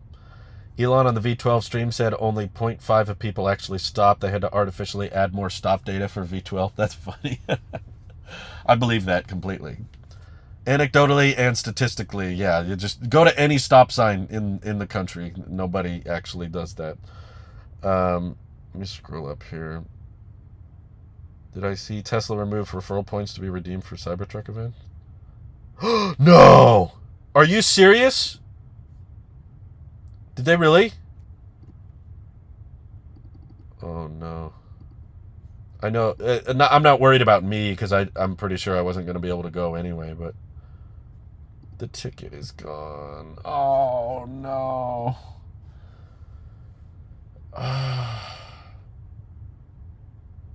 That's so sad. This happened like 50 minutes ago. Dang it. Ugh. I had two friends and I've been promoting their referral codes on my videos so that they could go to the event. I really wanted them to go. Oh my God. Well, at least they'll get some referral credits out of it. They can use that on something else, I guess. I can't believe I missed that message earlier. Sorry, whoever said that. That's really sad.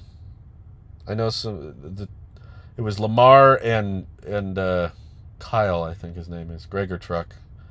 Both of those guys really, really wanted to go, and I really wanted them to go, so I was pushing their referral code so hard.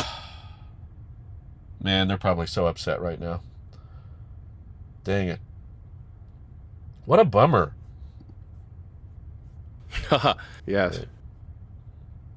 That can't be true. This is a meme, right? Yeah, that's a meme. Okay, sorry. I fell for this. Don't fall for this. This is not a real thing. But someone posted Cybertruck delivery. Skip the line like they were going to prioritize deliveries for 100,000 credits. Yeah, right. That's not real, but it had me fooled for a split second. I was like, the heck? Oh, that was another detail I forgot. Here it is. On Project Highland, there's a manual door release for the backseat passengers now. My car does not have this. So If you're stuck in the back of my car and it's on fire, you're screwed. But in the Model 3 Highland, they have a little door release under the door. But who's going to know to look there? You're going to have to explain it to the people if you were stuck in that emergency situation. But okay, still, another change nonetheless. Also, a small change that I wanted to mention is on the current Model 3 in the US, there's one actuator that lifts the trunk up and down. And on the Highland Model 3, there's two actuators. I don't know why that helps. You know, I've heard of reports of this one getting misaligned because of that one actuator, but I've used mine a lot over the past year, and it's not misaligned. It's still fine. So I think they've figured out a way for it to work. So I don't think the two really does that much, but apparently it's more secure and strong now. Anyway, Sebastian super chatted two things. One, when will it come to my ultrasonic sensor Model 3? How long is a piece of string? It's the same question. Two, you inspired me to create Tesla videos. I've been making them for a few months. Any tips to grow? Hey, congratulations, Sebastian. That's great. I want to go to your channel. Thank you for the super chat, though. That's very kind of you. If you're trying to, you've been supporting the channel a lot during the stream. One suggestion I might make that is cheaper and should unlock some more perks is that I think it's the second link in the description. We have people that are members of the channel, which means they get charged either 99 cents or $2 a month, whichever one you prefer. But if you pay $1, $2 a month, you get to vote on which videos are made next. You get to see the video, which video topics I'll be covering before I cover them. You get your little badge in the comments in the live chat. It's easier to see your name. And you can get your name added to the credits of the videos if you want a shout out. So that would be a lot cheaper than super chatting $5, which I'm very grateful for. I feel bad when people donate that much because it's like, I want to give you more than just an answer to one question. You should get some outro credit, or you should get a moderator role if you mega charge the channel, but that's a lot of money. Most people just charge the channel, I call it, which is 99 cents a month. Less than $12 a year, and it helps me out. So that's not a tip to grow per se, but yeah, I guess I would just say try to make videos that you would watch yourself. Pay attention to the types of videos you're watching and say, okay, what do I like about this guy? And don't just blatantly copy someone. Try to make it your own, obviously, but you can take attributes or qualities like, I like that he's really fast, or I like that he's funny. I like this channel because they're comedic, or I like this guy because he seems really down to earth, or I like this channel because they talk about real world experience with the car, or little tips and tricks that I found helpful. So whatever is the type of content you personally enjoy, I would say try to do that, because then you'll build an audience of people that are interested in the same types of things that you are. So I talk a lot about Aptera, so I get a lot of Aptera fans in my comments, and we agree on a lot of cool Aptera ideas together. Anyway, I hope that answered your question. I genuinely don't know when the ultrasonic sensor model, the two things. What? Wait, you said your Model 3 doesn't have ultrasonic sensors. So I assume that's what you mean, because you have a 2023. Yeah, oh, that's right. All the 2023 Model 3s don't have ultrasonic because they removed it last year. Oh, no. Yeah, no. They removed it October of 2022. It's been almost a year since they removed it. I feel special. I have one of like the last Model 3s with ultrasonic sensors. I got mine like a month before they removed it. That's kind of cool. Anyway, R.C. Robinson says, I have FSD and hope to never ever leave home without it for the rest of my life. I find it that dang good. Well, I'm happy you enjoy it. I just wish Tesla would be more reasonable about what it actually is. Future perspective prediction from Flex. He says, when Tesla reaches full true autonomy and begins shipping vehicles without steering wheels, will they face a slew of recalls due to accidents and liability disputes? I guess it depends on your definition of a slew. But yeah, they will probably crash. Even if they're 10 times safer than a human, that still means there will be a crash on occasion. Cruise in the Bay Area has had recalls and a lot of issues due to their robotaxis causing accidents and causing traffic jams. So yeah, I don't think it'll be perfect by any means. It'll probably never be perfect, even when it's been out for 10 years. But the numbers they'll be looking at are, how is this comparing to human-driven miles? Is it safer than a human? Then we're still good. We're still improving. But that doesn't mean flawless, right? So I prefer the car studio streams over the house studio. Well, thank you. I do too. It's fun streaming in here. My phone is about to die, so I'm just going to plug it in. Just give me a second here. It's been a year and we still don't have Tesla Vision Park Assist. Yeah, we do. What are you talking about? Josh, what are you... We need a community note, Joshua Martinez. We've had Park Assist for Vision only for many months now. Watch Chris's video on Dirty Tesla. What about Waze? A software update is required to connect to Andrew's iPhone. What the heck? Why? Just charge the phone, Apple. Jeez. Full autonomy. For one, I don't think that it will be that easy to start manufacturing vehicles without steering wheels or pedals or any of that stuff. Because in the U.S., we can't even get a law passed that lets you replace side view mirrors with cameras, which the Europe market can do that, but we still can't in the U.S. Why not? There's so many aerodynamic benefits if you could replace the mirror with a camera, but we can't even do that. So I think if Tesla, hypothetically, if version 12 gets really, really good and, it's statistically safer than a human or something, I think they would still probably be geo-fenced for many years, because you can't just plop a robotaxi anywhere in the country. There are rules and permits and regulations you have to get. There's a handful of cities that have programs in place, like San Francisco, like Chandler, Arizona. I believe Las Vegas, they're a pretty progressive city that's all into future technologies and stuff. But those major cities are mostly where those permits are allowed. So if you're outside of a lot of those techie big cities, they're not going to let you drive the car around with nobody in it. It's very specific permits you need right now. And honestly, the cruise vehicles that have been causing problems are probably going to affect the rollout because they caused accidents. They drove into construction zones. They caused traffic jams. And lots of people experienced the annoyances with those robotaxis. So now they are pushing harder against the city government in San Francisco to be more strict about how many robotaxis we can have on the road. And because of all that, I think it will be harder to roll out robotaxis. There will probably be limits on how many you can have and at what times of day you can have them. But assuming V12 is great and safer than a human and all that, they'll still probably test it out with existing Teslas. I don't think they'll just start manufacturing Teslas without wheels and pedals. They're going to want a way for a Tesla employee or a driver to jump in the driver's seat and correct it and fix it in the event that it is messing up.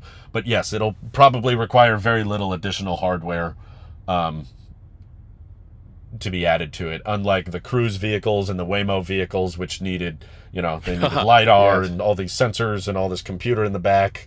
Geez, Sebastian super chatting way too much. You guys are way too kind. Thank you.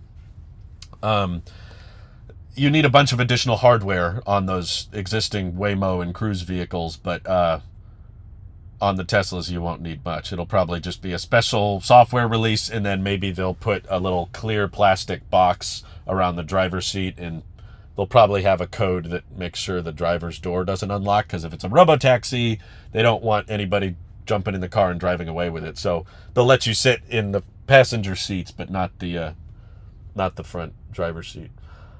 So they might have to add a little bit of equipment just to make sure that you can't reach over and grab the steering wheel. That Google does the same thing with Waymo and everything. But I don't think they'll manufacture different cars. Anyway, Sebastian says, one more to support you. I hope to grow like you. Thanks for the tips.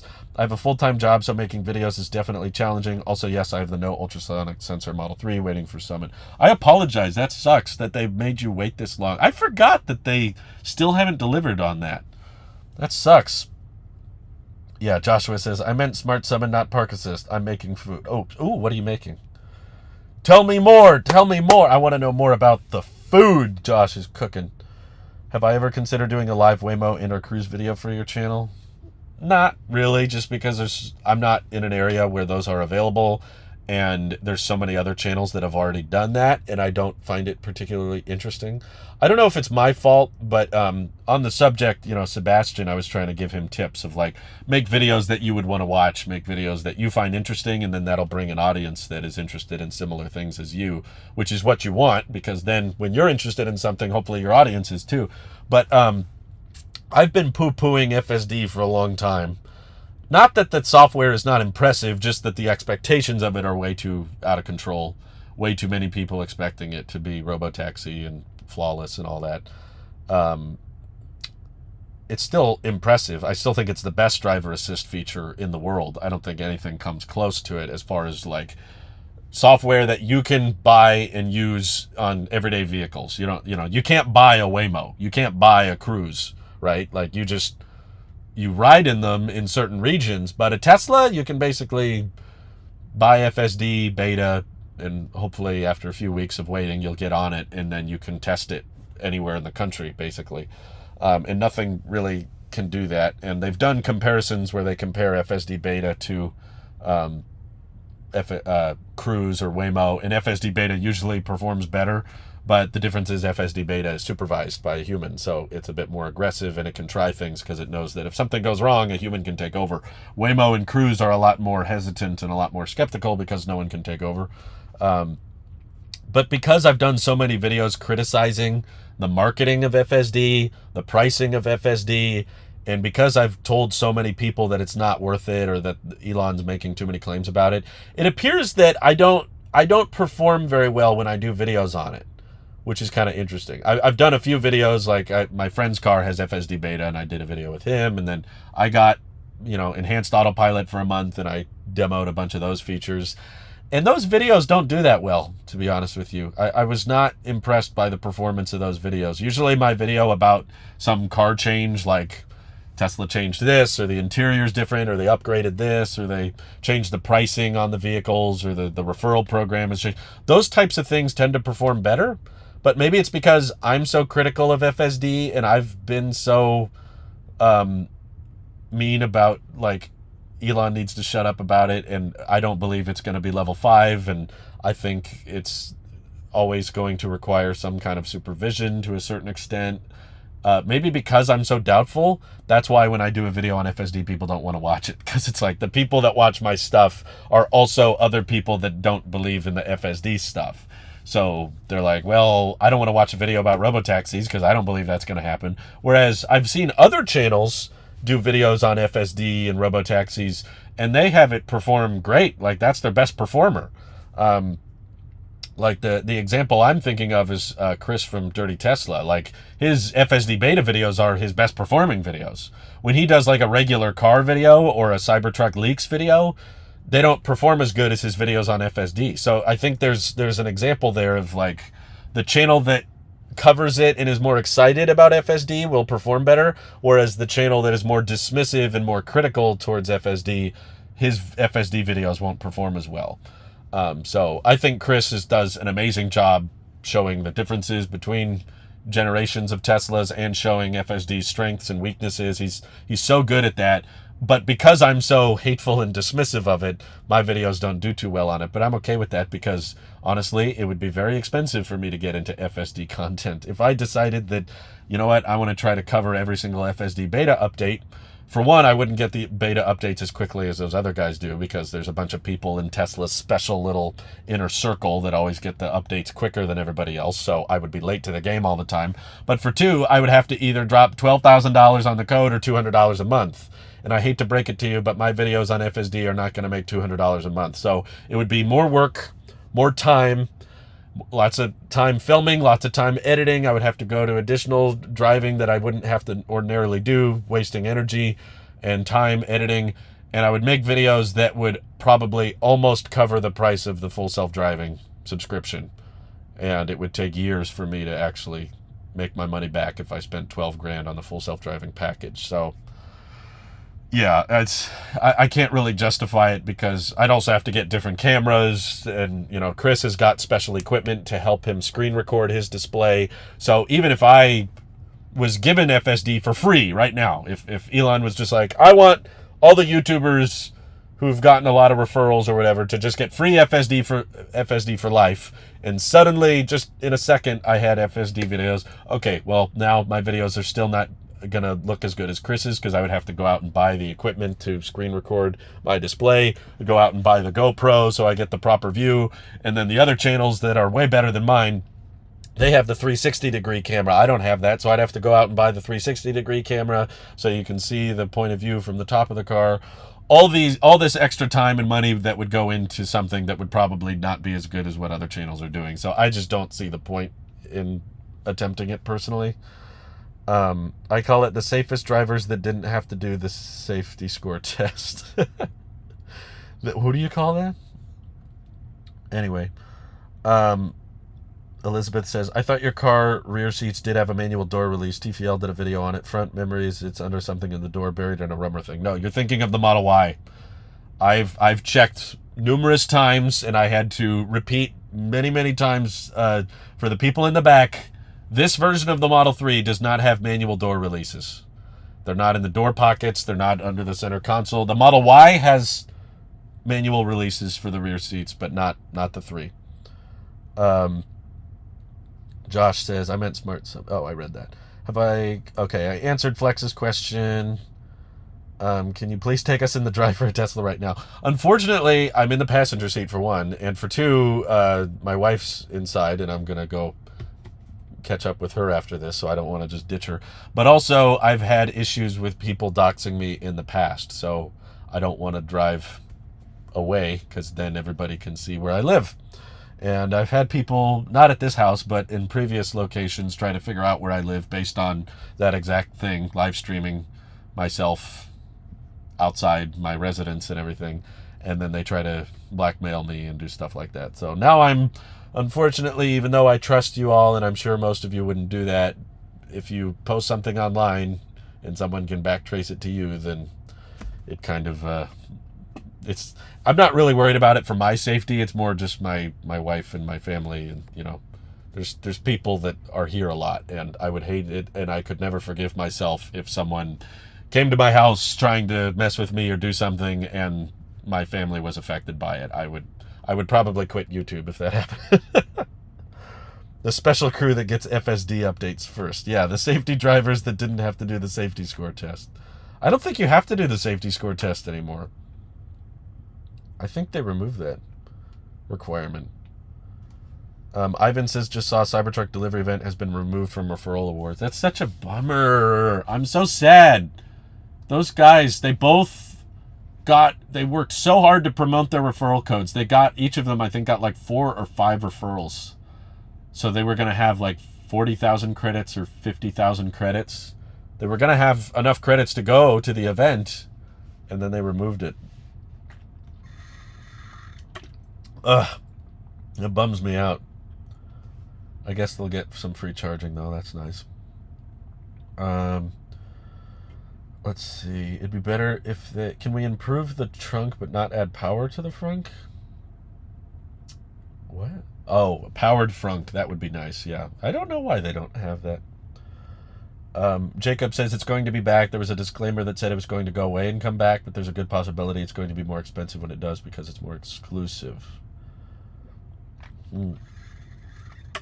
Jacob, I think you're assuming too much. This is what it said. All it said was, if you miss your chance to claim, check back later. Additional tickets will be released as the event approaches. Interesting. I think, for one, Tesla is not very true to their word, so I wouldn't hold them to that. And also, additional tickets will be released as the event approaches could just mean that they directly invite certain people. I don't think that necessarily means it'll be available to purchase, but hopefully it comes back. But if it comes back, I'd be surprised if it was 30,000 credits. I'm afraid it would be more. What if it's like 100,000 credits? That would suck. Jacob says, does Tesla still give out FSD with referral credits? You could try FSD once V12 is released. Yeah, as of right now, for 10,000 credits, they'll give you 3 months of FSD. But to be honest, I'm not even that interested, because I could use those credits on 4 4,000. Yeah, 4,000 supercharging miles. I could get a video or two maybe out of FSD, but I don't think, again, I've done videos on FSD in the past on my friends' cars, and I see lots of channels now. FSD beta is not that exclusive anymore. It's not like, guys, I have the beta. There's like 50 channels that are all making videos about it, and it's not that. I've also noticed, I'm not going to say who, but I've noticed on the channels that have it, they're not getting as many views as they used to. I think that it's been out for so long and it's been around for so long that it's not capturing as many eyes as it used to, or like it's not as exciting. You know, it was a brand new thing and nobody had it before, and then a few cars had it. It was like, oh my God, the car is driving itself. Now everybody's seen 1,000 of those videos over the past 3 years, and it's kind of lost the wow factor. So I don't think I would get many videos out of it, maybe 2 or 3, but I feel like I'd rather have 4,000 free charging miles, because that's charging something you know you're going to do when you drive a car. And honestly, based on the performance I've seen of FSD beta, there's a good chance I could spend all those credits on it and then still be disappointed. I'd spend all those credits and be like, well, this isn't very good. I'm going to turn it off now because it's annoying me, and it annoys my wife. I think the guys that usually do videos on FSD beta are typically by themselves in the car. I feel like usually people don't like it as much when there's other people in the car. It makes them feel uncomfortable. Luke says, how about if I don't like FSD? Well, I think I proved after experiencing it and filming some videos with it in my friend's Tesla that has the same hardware 3 as mine, that if I ride around in it and I'm not impressed, that doesn't convince anybody. Like, you either believe that it is enough hardware to achieve robotaxi, or you don't. Whether you watch the videos or not, you're not going to change your mind. Everybody just kind of stays in their ways. So at best, I would just get it for the sake of having it, I guess. The main thing I honestly really, really want is just auto lane change. Not navigate on autopilot. It's not good at knowing when to change lanes, but I loved having the option back when I had FSD. Not the beta, but the enhanced autopilot, whatever. I could stay on autopilot, stay between the lines, and I could signal and it would change lanes. And I wouldn't have to turn it off. Right now, when I want to change lanes, I have to signal, turn off autopilot, and then turn it back on. That's annoying. That's too many steps. And I miss the days where I could just signal and it would change, and then signal back when I pass someone and go back. And summon. I loved summon. I don't like smart summon that much, though. Smart summon is more of a party trick thing, and it makes me nervous because it gets around other cars and other people, and oftentimes takes a really stupid route that it shouldn't go, and sometimes it goes past me. I played around with smart summon a lot, and it's funny to see a car driving around with no one in it, but in terms of actual practical, like, do I use this? No, it was not that useful. The regular summon, though, just going back and forth, I use that a lot. And I pull into a parking space and then I get out and I'm like, oh, I can keep going. Or, like, my car's in the garage right now. When it's time to go, when it's time to leave, instead of having to walk into the garage, I can just pull the car out. Or when I'm about to wash the car, I could just push forward in the app and the car would move out into the middle of the driveway. If I'm about to load a bunch of stuff into the trunk or something. Or, oh yeah, that came up a lot. I would get a bunch of groceries, and it'd be in our trunk, and I would want to stop in the middle of the driveway outside of the carport so that we could have easier access to our cargo and the groceries and stuff. And then I bring all the groceries inside. Now I just want to back the car into the carport. So yeah, I could just push the back button and it would back itself in. That was nice. The 2 features that I actually used on a daily basis out of all of the enhanced autopilot stuff was auto lane change and summon. That's it. Pressing the stalk twice gets annoying. Yes, I'm totally right there with you, Ivan.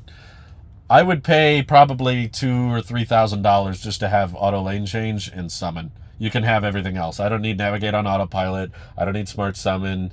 I don't need auto park. Auto park sucked when I tried it. It was very slow and it wasn't very good. Let's see. I used 10,000 credits and it's kind of cool, but sucks because of no summon. Oh yeah, no kidding. It's also a ton of work to edit, and like you said, tiny returns. Yeah, it's just I'm sure it would be kind of interesting to do some videos on, but I just don't think my videos would be much better or very different from what is already being produced. So I would just be kind of adding to the noise. Can you show outside the Tesla? There's not much to see. It's just a garage.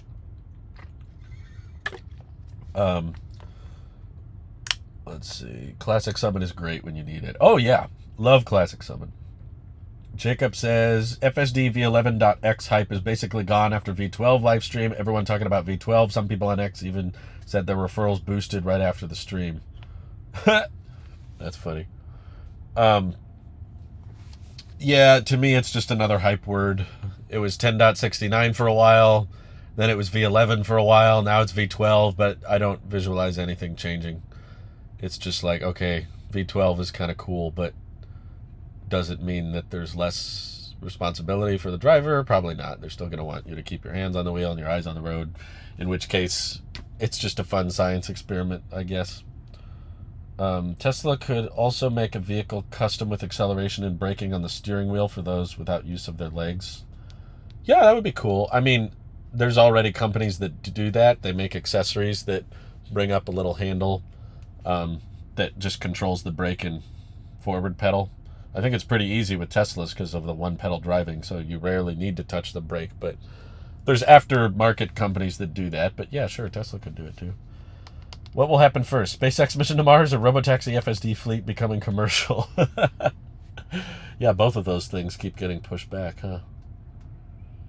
Honestly, I foresee, I don't know if you mean a manned Mars mission, but I could see a Starship landing on Mars before we hit level 5. I don't know about level 4, because level 4 is really technically easy to achieve. Like Google Waymo achieved level 4 years ago, because level 4 just means all level 4 means is there's no driver, but it's geofenced. So technically, if your Tesla is doing Smart Summon, it's in level 4, because there's no driver in the car, but it can only drive through the parking lot. So that's your geofence.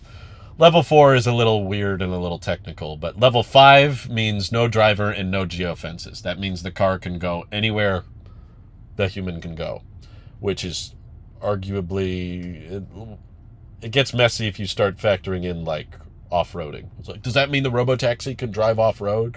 You know, go into the dunes and the gravel and stuff. Okay, let's say anywhere on paved road, I'll count that as level 5. Your geofence is the street. That I still have a really hard time believing. I predict V12 will be the first version Drew actually likes. I don't think so, because it requires a hand on the wheel and eyes on the road. I'm not going to like it unless it lets me drive with the movie playing and I don't have to pay attention. That's the version I want. I've waited long enough. We've given Tesla enough time. We've seen the level 2 stuff. All this FSD beta development, this is all level 2. I'm kind of sick and tired of level 2. If the car can do all the driving, but you still want me to hold its hand the whole time, I'm not going to use it. It's just going to make me nervous, and it's going to be hard to keep my hand on the wheel when it's moving around all the time. But I will be impressed if we get to a point where they say, even if it's limited time, if it's like, okay, if you're on a freeway, you don't have to pay attention. I would like that. I would probably subscribe to FSD for that. But I haven't heard any rumblings or any rumors that Tesla's anywhere close to releasing that version. Luke says, it's because I like to drive, so FSD is like, instead of playing a game, just watching the AI playing it better, so what? I want to play. Yeah. Look, yeah, it's like watching an AI play chess. Sure, it's very good, but I would like to play. But I guess driving is not playing a game for a lot of people. But yeah, you're right. It is like watching an AI play a game, as long as I'm required to pay attention. But I could totally get behind it. I would totally go on a road trip too, and probably subscribe to FSD for a few months. If, you know, when I go to visit my parents, I'm driving in the car for 14, 15 hours for the day. That day would go by a lot smoother if I didn't have to look at the road the whole time. And I could just turn on beta and then, sorry, not beta, V12. V12 is in beta, right? So if I could just turn on FSD and then pull up Tesla Theater, watch my YouTube videos or watch Netflix or watch Max, whatever streaming service you want. And I can just lay back and relax and watch the show while the car's driving. Yeah, heck yeah, that sounds fun. I'd pay $200 a month for that, or use my referral credits on that, sure. But just to watch it drive, I don't know. Could I pay you $200 to watch me drive? Like, just sit there in the passenger seat and you can't do anything else but watch me? No, of course not. You wouldn't pay for that. Flex says, Aptera has reopened investing in the accelerator program to non-accredited investors. Have you considered opting in and investing the $10,000 to secure a launch edition? Yeah, I thought a lot about it. We had some talks about it. We decided ultimately against it. For one, while it may look like I'm rich and famous, I don't have that kind of money lying around. And there's certain family responsibilities we have to be prepared for in terms of funds. So we have investments, but most of them are not individual stock. I do have some Tesla stock, but we don't put that amount of money towards individual stocks. Usually we put them in index funds. And more lately, we've been building up our savings account in the event of, family emergency type things, which sadly, as of late, seems to be more possible. I won't go into all the personal details about it, but we don't make enough basically to have that kind of money that we feel comfortable investing in a startup. And the truth is, like, I want Aptera to succeed, and I can't help them with cash, obviously, but I did reserve an Aptera, so they have $70 for me. But the other thing is, I'm not that interested in the launch edition. The main Aptera I wanted to get was the 1,000-mile range version. The main concept was so that those road trips I do to my parents' place, we could try to do them without charging, at least. Maybe without stopping, but that would be kind of hard for, bathroom breaks and stuff. But basically being able to stop wherever we want and not have to stop at a charger. The main reason we wanted the Aptera was like, okay, we could get the free charging from the sun, but also have a really, really long range that we couldn't get from a Tesla. That was a lot of the appeal for us. And the launch edition is cool, and I'm excited for it, but I'm not that invested in the launch edition being 400-mile range variant. That's pretty good, but road trip wise, it probably wouldn't be that different from road tripping in this car. I've done a better route planner tracking, and I see the difference in road trip time it makes between a 250-mile range car and a 400-mile range car, and it's not that drastic. You save time for sure, but it'd be kind of redundant to just have two cars that could get there in around the same amount of time. I want a car that does something way, way better than this car if we did get another one. But the truth is, I could sell my house, I could sell all my retirement accounts, I could sell all my investments, individual stocks, index funds. I could sell all of that and give every dollar I have to Aptera, and it wouldn't be enough to get them into production. Which is why I'm not that keen on dropping 10 grand for the accelerator program. Although I'm very grateful and very appreciative to the people who have that kind of money, I have to be clear and I have to be honest with people. It's a startup. There's nothing guaranteed when you invest that money. So it would be irresponsible of me to say that people who make, $2 or $3 grand a month should invest 10 grand in a startup company where potentially they could lose all that money. It's possible. So I'm not saying no one should do it, but the people who should do it should have the financial, don't invest money in really any individual stock that you would be uncomfortable losing all of, essentially. Like I'm not one of those all-in Tesla guys that put my entire life savings into Tesla stock. I bought some because I believe Tesla will be the most valuable brand in the world, but I didn't put everything in there. Most of my stock portfolio is in index funds and mutual funds, and even then we have an emergency fund that we could rely on if my income went away. Be responsible with your money, and I just didn't think, given my income, that $10,000 towards Aptera would be a good investment. Let's see. Ivan says, yeah, for a company that claims to be achieving FSD, they sure make you pay attention and take liability a whole lot. No, Tesla's assumed zero liability through all of this. There's been a lot of progress in capability. There has been zero progress in liability, which is key for the car to be full self-driving. Jacob says V12 doesn't need to hold the wheel. Ashok said V12 isn't going to be labeled as beta from the stream of V12 Alpha being better than V11 in every way. It looks like they're getting there. I heard that 3 years ago, so forgive me. You can't blame me for being skeptical, right? Like, there's no way you can blame me for not believing in the timelines, right? I feel like I'm being insanely reasonable for being skeptical of any FSD promise, considering I have a laundry list probably 100 miles long of every promise that Elon has made that has not been fulfilled, and timelines that have been missed.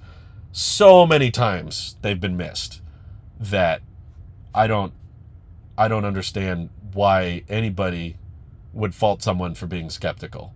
Maybe you believe it. Maybe you're like, okay, yeah, they were wrong a million times previously, but this time they're right. Okay, you might be right, but can you blame anyone for doubting it? I think it makes perfect sense to doubt it. You have every reason to doubt it, and honestly, you have very little reason to believe it, in my opinion. I guess for some people they don't need much, but of course Elon doesn't have to keep his hand on the wheel because he probably has Elon mode, V12. His internal code probably doesn't require him to touch the wheel because he has unreleased beta code, but I have not seen any promises from Tesla or from Elon that claims when they ship V12 you won't have to keep your hands on the wheel anymore. I know Ashok said it isn't going to be labeled as beta, but I don't see any concrete proof claiming that the steering wheel nag goes away with V12. It'll get here when it gets here, especially if it's beta or the club say. Well, if it's Elon or the club, it'll get here when it gets here. Yeah, which is why I'm gonna say I'll believe it when I see it. And if I'm not seeing it, I'm not believing it. But if Elon couldn't go 45 minutes without an intervention, in my opinion, I watched the live stream. I didn't think it was very complicated driving. It was like intersections. It wasn't some edge case, mostly. Many more timelines be missed and FSD will still remain impressive. Yeah, if I just wouldn't call it FSD. That's the fault in it. Calling it full self-driving is the problem. If you called it partial self-driving or driver assist something, just call it enhanced autopilot. I like that name. It's autopilot with some more features. The term autopilot doesn't mean there's no pilot. Autopilot just means that the car can keep the vehicle on its course, keep it going in the general direction, but there's still... Autopilot doesn't mean no pilot, right? So just autopilot that's enhanced, maybe something with less syllables. Autopilot Plus, Autopilot Pro, call it that. Don't call it full self-driving, because that's not what it is. For the same reason you don't call the Model 3 the Cybertruck. Why don't we call the Model 3 a pickup truck? Well, because it isn't. That's my same perspective. Don't call something that's not full self-driving. Or we should call it full supervised driving. There you go. FSD. Fully supervised driving. Flex says, Drew, trust me, I understand. If the $10,000 was taken off the cost of the vehicle, it'd be unquestionable, even if it was only partial cost reduction and partial investment. I think they do that. I thought they said somewhere that for people who invest $10,000 in the company, they get a discount on the car. Flex says, I'm getting the 400-mile range version most likely. The 600 and 1,000 are appealing, though overkill for me personally. I know people that are getting the launch edition, so I'm very excited to check it out. I'm not like, oh, no, I need to get the launch edition so I can make a video. It's like I can make a video. Honestly, I'll make a video probably before the first deliveries begin, but don't tell anyone that. But like I can make a video on the Delta prototypes.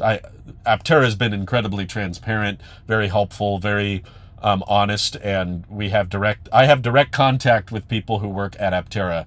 So even before deliveries begin, if they have prototypes, or even later in a few months, they'll have the Delta version, which is the production intent version. The Delta prototypes are the ones that have all the production intent parts. Those they can crash test, they can do range testing, they can do fast charge testing.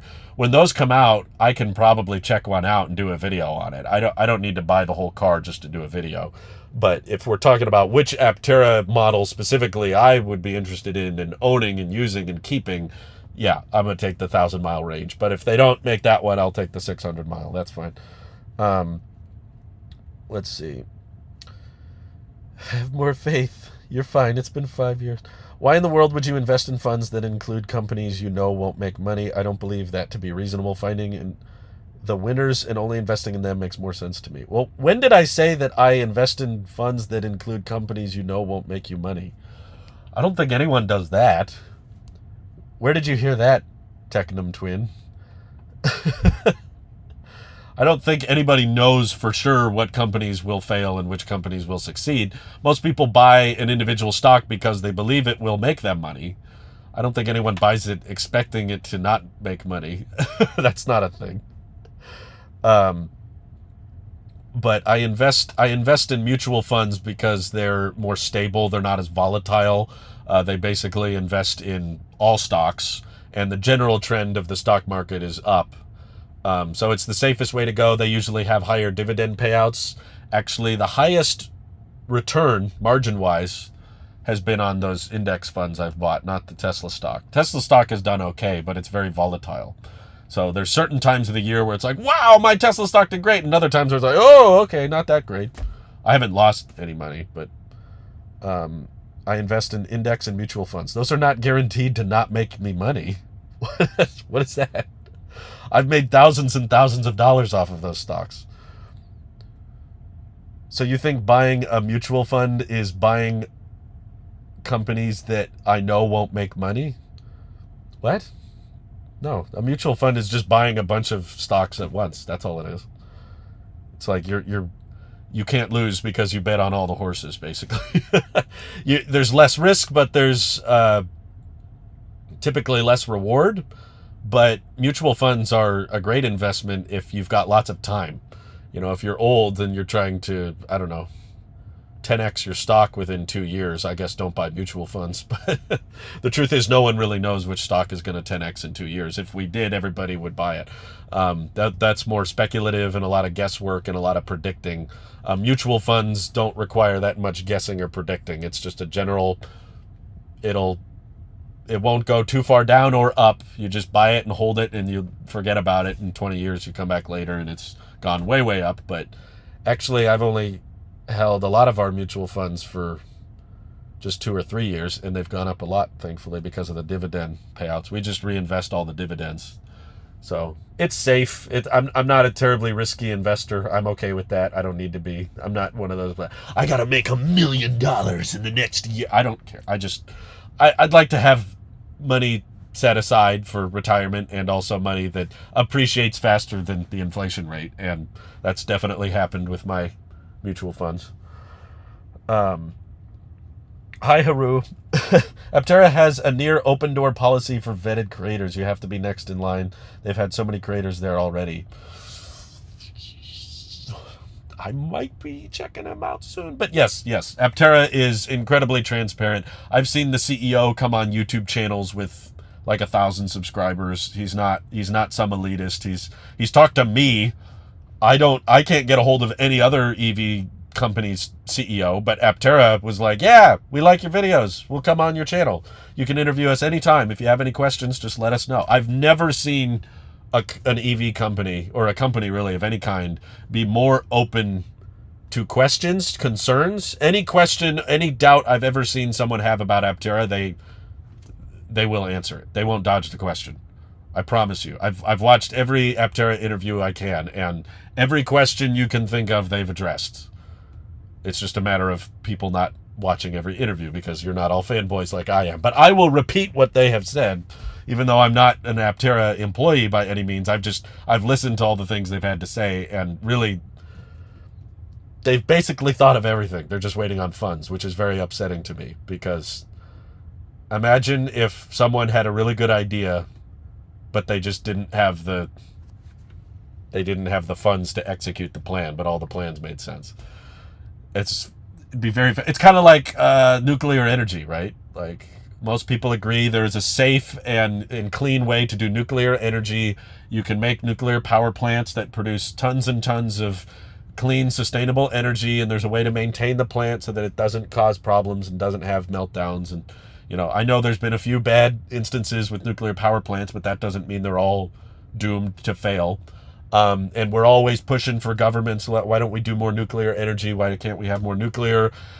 And the governments are just skeptical because they're like, well, something might go wrong, so let's just not do it. And they shut them down and they don't invest more in them. And there's actually been cases, even in California, where they shut down nuclear power plants and have brought back up coal power plants, which are way worse for the environment because they were worried about some radioactive leak.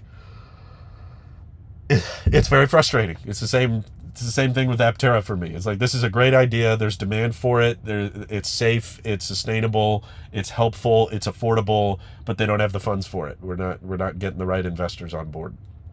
Very frustrating. Let's see. You misunderstand me.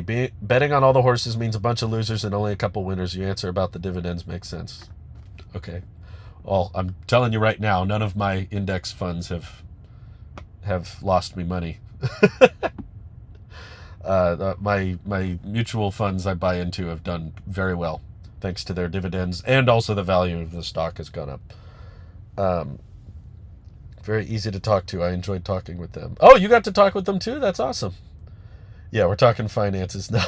But no, I would not say investing in mutual funds is like buying companies that will fail. The general trend of the stock market is up. So if you buy into a fund that is buying most of the stock market, it will most likely go up. This is not investment advice. Check with your investment advisor, but I guarantee you your investment advisor will probably say something very similar. Basically, funds are safe, but more guaranteed. So not a lot of money will be made, but money will still be made. Individual stocks are more risky.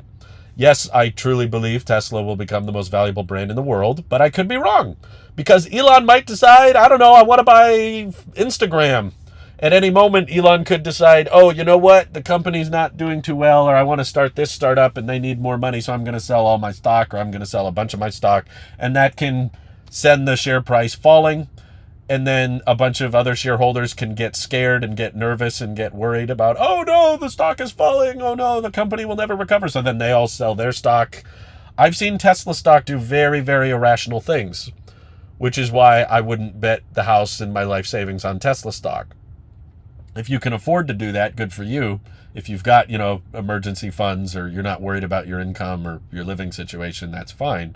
But I've got family members and I've got people I got to be responsible for. So I'm not going to take those kinds of crazy risks, because I've seen Tesla stock go down after great earnings. They announced great news. Hey, we're doing good. The company's profitable. We're bringing in lots of money. And then stock goes down. Why? Because Elon tweeted something controversial. So I'm not going to bet my life savings on Elon's memes. Or he could insult 80% of the population with a hot take conspiracy. Yeah, exactly. I've seen Elon do crazy things, and I've seen it affect the stock price. He felt like buying Twitter, and that definitely put some downward pressure on the stock, I feel like. And it also kind of proved to the shareholders that, hey, if Elon wants to do something, he's got no problem selling a bunch of stock. And he'll even go on the record saying he'll stop selling stock and then turn around and sell more stock. He did that, for the record, just so we're clear. He tweeted, I just need to make sure that Twitter doesn't go bankrupt. I'm done selling the stock. And then 3 months went by and he sold more stock. So I wouldn't take Elon's word for it, basically. And who knows, if Elon decides that Meta is too cringy and he hates Zuckerberg and he doesn't like how much traffic Instagram has versus Twitter. If he decides, you know what, I want to buy out Meta because I have the Tesla shares to do it, that would put a lot of downward pressure on the stock, but he could do it. It's not logical. He shouldn't do it. I don't want him to do it, but he could. Could be something else. He could decide that, Neuralink, in order to sustain, we're not making enough money through Neuralink, but we need all of this really expensive R&D and we need to hire more people. Okay, I need to sell 10 billion worth of stock now. And then that could trigger another downward spiral. Let's see. Time in the market beats timing the market. Exactly. Thank you, Luke. That's my mindset as well. I don't time the market. I don't time the market. I just have time in the market. I buy a bunch of stocks, some individual stocks. Tesla's probably Tesla's definitely my largest individual stock. If I had to buy an individual stock, it would be Tesla. I don't own Apple stock. I don't own any other. Well, I do. I did buy some Canoe stock, and that was a mistake, but I didn't buy very much. I lost a bunch of money on my individual stocks, but not a bunch. I bought like a couple shares, so I didn't lose anything really. The Tesla stock has made far more than the other individual stocks. I think Canoe is the only other EV stock I bought. I just thought they were cool, and I remember when Apple was thinking about buying them, and they were partnering with Hyundai and Kia, and I was like, okay, these guys seem kind of legit, and they had pretty cheap stock at the time, and we didn't buy very many shares. We just bought a couple, and then obviously that didn't do well. But I didn't buy any Rivian. I didn't buy any Lucid. Haven't invested in Aptera, despite what a lot of people think. Everyone's like, oh, Drew is so hopeful and so positive towards Aptera. It must be because he has stock in them. I do not. Haven't purchased a single share. It's a weird position to be in, liking all his cool nerd stuff, but trying not to get roped into whatever brain fart he posts to X. Yeah, I actually stopped following Elon because I was tired of all the non-tech stuff. I was like, you know what? I follow Sawyer Merritt. I follow Gregor Truck. If there's a Cybertruck tweet Elon makes, those guys will retweet it. I'll find out if Elon says something about the Cybertruck, but most of Elon's tweets were like weird political memes or conspiracy stuff or things that I didn't want to know about. I was like, I don't need to see this. So, Dean McManus says, I wanted the 500-mile version, and I'm happy to invest in an Aptera accelerator program to help them get into production. Good for you, Dean. That's great.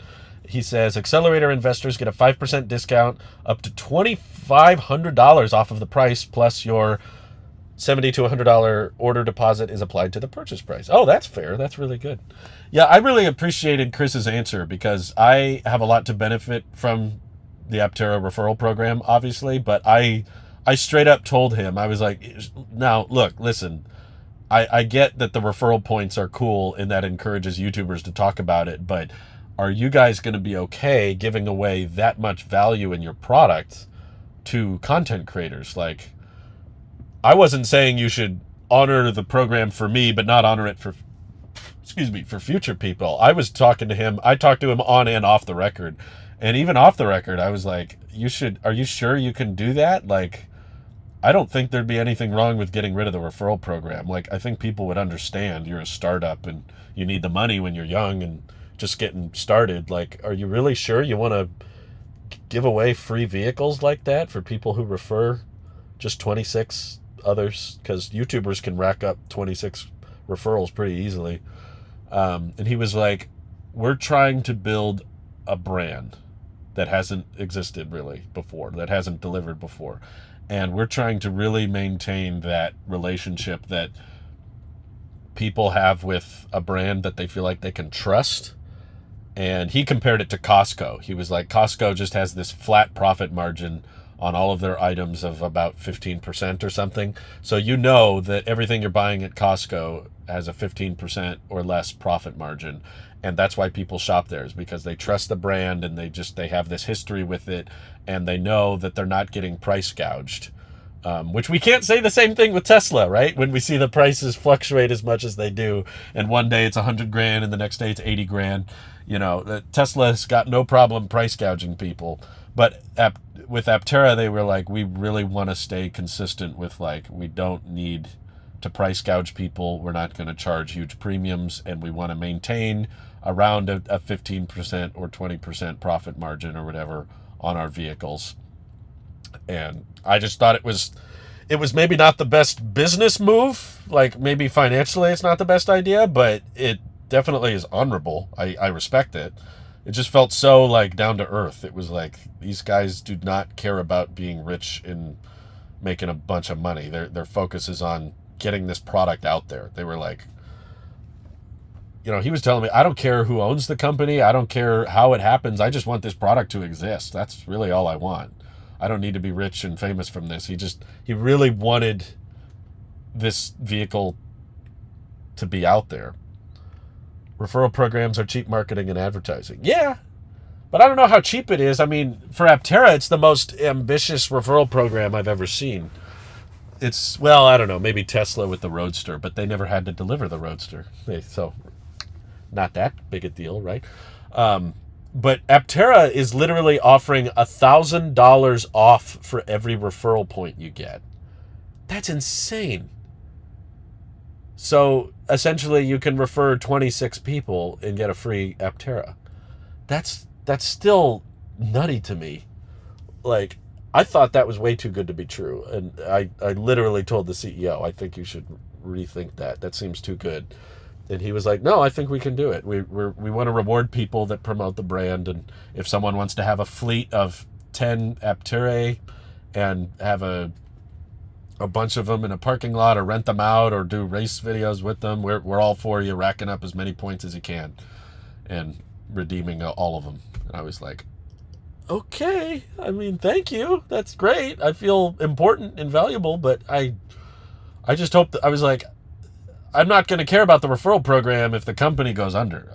It's like, it's not going to matter how good your referrals are if you're not profitable enough to, stay afloat. But I don't know. I've seen a lot of startup companies that went through hard times and went through difficult circumstances that still made it. Fisker Ocean made it to market. Faraday Future kind of made it to market. Canoe is still sticking around. They're mostly focusing on government and fleet contracts, but they're still here. We thought they'd be dead by now, but Canoe is still around. The referral points only count after those people buy their Aptera, so they will pay off your second Aptera. Well, yeah, but it's the same thing with Tesla. You don't get the referral credits. Obviously, they're not going to give you credits before the delivery has been made. That would be kind of stupid, because then you could just order a bunch of Aptera with a referral code and then never take delivery of them. But no, that's part of the reason I ordered the 1,000 mile range option, was because I knew that most of my Aptera points are going to go towards the 400 mile range variant, which is what the production will start with. So I'll get those points probably before my Aptera is manufactured. What happened to Elon regarding those conspiracy theories lately? He's smart, so it doesn't make sense. I think he is both literally and commercially spending too much time on X or Twitter, whatever. Like, he spends too much time on his phone watching the news. He kind of reminds me of, old grandparents that just believe everything they read. And honestly, I don't think he needs to spend any more time on Tesla. I think Tesla's doing fine and has great leadership already. All Elon really wants to do at Tesla is robotaxi stuff and Optimus stuff, which I think is a waste of time. I don't think it's going to pay off as much as they think it will. They just have this bull chow, as the coin I've termed it, which is come up with an idea, and it doesn't matter if it actually happens. It just has to have the possibility of one day happening, and you'll get a bunch of people buying into it, which is what robotaxis are, because you can just do this napkin math that says, well, when you think about it, if the cars could drive themselves, then we could replace Uber and we could replace taxis, and all of those make 18 cents a mile, and then suddenly you're bringing in $3 trillion a year, so you better buy the stock now. It's the same thing with the robot, right? With Optimus. It's like, well, technically, it'll get better with time, right? And if we teach the robot to do better and better, it can replace the labor force. And the labor force brings in, $12 trillion of revenue a year of manual labor jobs. So that means the potential market for this product is $15 trillion. And then, again, you don't need a bunch of people to believe in that. You don't need everybody to believe you. But if you get just a few people to believe you, if you convince a few people that this company is going to make $100 trillion or whatever, then they'll throw everything into it. So it's not bull crap, it's bull chow. It's something for the Tesla bulls to eat and chow down on. So I don't personally think the Tesla bot is going to replace a substantial amount of the labor force, but I think that's like the stakes are against him, and it feels like a startup company. So that's what Elon spends his time doing on Tesla. And those are things that I don't think are really going to go anywhere. Kind of like how FSD has mostly just been science project, fun experiment, but it hasn't resulted in robotaxis. It resulted in some revenue as a selling point for the car, but most people, as we are now seeing, aren't buying it. I think Elon should just spend all his time on SpaceX. Tesla has basically achieved their mission statement. The mission statement was to accelerate the transition to sustainable energy. They've done that. The narrative around EVs has changed, 10, 20 years ago, people didn't think electric cars would be the future. Now, everybody's like, how soon are we going to be on all electric cars? That it's not really a debate anymore. There's not really much discussion going on between hydrogen and electric or gas and electric. It's just, okay, the future is electric. The question is, how quickly can we do it? And Tesla's building out factories and building tons of EVs and setting records all the time. And the rest of the auto industry is also building out EVs, and they're building out the charge networks and all that. I think Tesla's kind of achieved their goal. They're going to keep scaling, obviously, but SpaceX's mission statement has not been achieved. The SpaceX mission statement was to make life multiplanetary. That hasn't been achieved. And I think that deserves most of Elon's time. That's what I think he's good at. I think he's a great rocket scientist. He's a great engineer. And he knows how to bring down complexity and simplicity of manufacturing. And SpaceX has still not gotten Starship orbital, which he thought would have happened by now. And that's kind of crucial for their mission statement. I don't think robotaxis are crucial for Tesla's mission statement.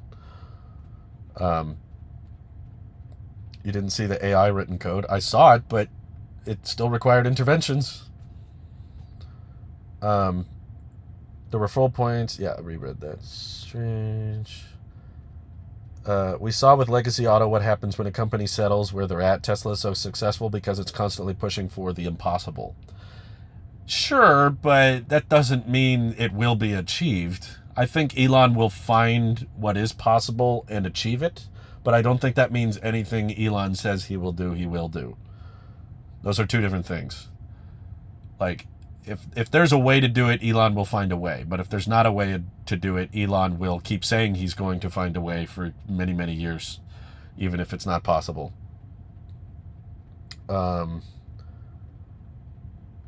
Let's see. Tesla's fully AI writing code has just begun and is already better than a human. Well, why does a human have to supervise it if it's better than a human? That's what I'm asking. Shouldn't it be supervising us? If it's better than a human, why does a human have to look over it? I don't think Tesla is standing still. By the way, I'm not saying they shouldn't try to improve self-driving. I'm not saying they shouldn't go after it. I'm just saying I don't think Elon needs to be there. I don't think Elon's actually writing much code. He's assembled a great team. They've got Ashok and all kinds of people working on the code. And Elon probably shows up and tries it and says what's wrong. And if they hit a local maximum, he says, okay, try something else. But I don't think the company is going to fail if he leaves. I don't think the company's really going to change that much. Elon, I don't think is that involved anyway. There was a Tesla China marketing campaign they were running, and Elon said that's fake news, and it wasn't. It was a real marketing campaign. So it's like, okay, you have the techno king, the guy in charge of the entire company, is calling a branch of the company's marketing fake news. What is this guy doing here? I think he just kind of assembles a bunch of AI engineers and tells them what he wants them to do. I don't think there's that much actual hands-on involvement anymore. Drew Baglino does amazing work. Tom Zhu has done an incredible job. There's so many people. There's so many it's basically gotten so big that I don't think you can't really look at it as a startup anymore. And Elon is good at startups. Elon is great when the odds are against him and, everyone thinks it's impossible and there's some engineering problem that needs to be fixed. But software that's never been achieved before. Again, I would just appreciate a change in narrative if they just pushed it into this is a driver assistance feature and we're going to make it as good and as safe as we possibly can. That's fine. Make it as safe as possible. Make it a selling point for the car. But don't tell people this is going to be level 5 later this year, or this is going to be making you money in the near future. That gets really scammy very quickly. As annoying as FSD beta can be, I'd be mad if it got taken from me. I don't want it to be taken from you. Again, I'm not against self-driving tech. My dream ever since I was a kid was level 3 autonomous driving, basically. Ever since I was little, I wanted the car to drive me and let me do what I want. I can watch a movie, but I still wanted to own the car. I didn't want to rent the car or borrow someone else's car that drives me around. But has Elon Musk become more like Steve Jobs than the late Steve Jobs? Maybe. I don't know. It just doesn't feel like he's very aware of what's going on at the company more and more. At the earnings calls, they're asking questions that he can't answer, and he has to fall back to someone else to answer them. Um, there's a lot of shareholder meetings where they ask things and he doesn't know what they're talking about. And I don't blame him. He's a busy guy. He's got a lot of stuff going on. But I just feel like, okay, if you acknowledge that Elon spending time on a company is valuable, right? If Elon spends more time on this company, that company will perform better. Then you also have to admit that all of the time he spends on Twitter or on SpaceX or on Neuralink, that means he is taking time away from Tesla, right? So all of this time he's spending on Twitter, that is slowing down Tesla's development. Or you're under the belief that it doesn't affect them because Tesla's got a great team. They've got enough people working there, which means even if Elon is not at the company, then the company can still grow and still create and still do good things and still manage it. It's self-sustaining. Which I don't see how people can say, well, he doesn't need to leave Tesla, but also it's okay for him to spend all this other time on a social media. Which is it? Is it affect? I'm under the belief that it doesn't affect the company. I think he can spend all the time he wants on Twitter, and Tesla's not going to slow down because they've got a great team and they've got a great board and the people in charge are doing a good job. In which case, doesn't need to be there. Why bother? Just whatever little meetings he's got to show up for, I'd rather he do that towards SpaceX because SpaceX hasn't achieved their mission statement. Like when he didn't know Model X doesn't have track mode. Yeah, basic stuff like that. Or the insurance rollout. People are like, when is Tesla insurance going to come out here? And he's like, I don't know, ask someone in the board. Or they asked about software as a service, and he wasn't really sure what they meant by that. And Steve Jobs had Apple and only Apple. Elon has nearly a dozen companies he is involved with in total. Yeah, and they all need his time and attention. I'm not saying Elon should shut up and retire. I just think there's more important things to do than fumble around with FSD. It's kind of like he's dropped the ball on it. It hasn't achieved what they had hoped, hasn't hit the timelines, and he keeps trying to turn in his late homework, but he keeps turning in poorly done homework that's not finished.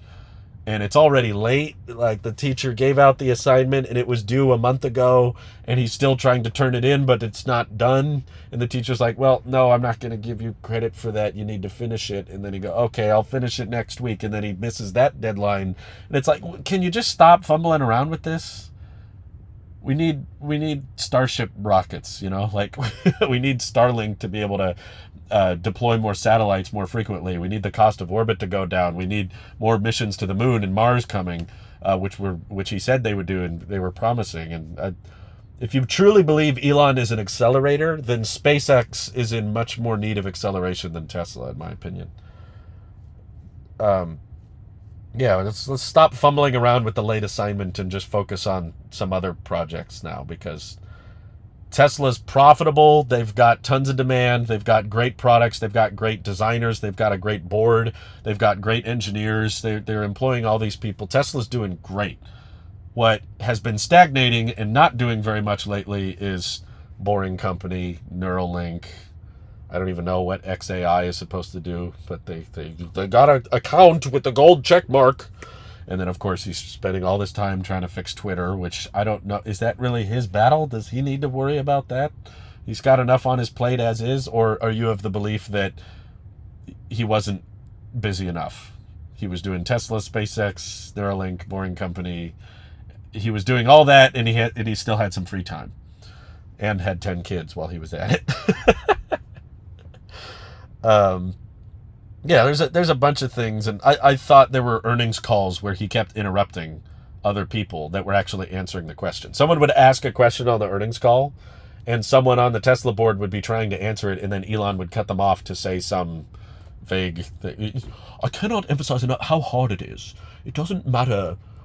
That question is wrong because it's really hard. All that really matters is Robotaxi. You get Robotaxi, none of this stuff matters. And everyone's like, okay, great. Thank you. Have you figured that out yet? No, but we're about to later this year. Okay, great. Let me know when that happens. It's not going to happen. V12. That will change everything. V12 will be flawless. It won't be beta. V12 will be so good.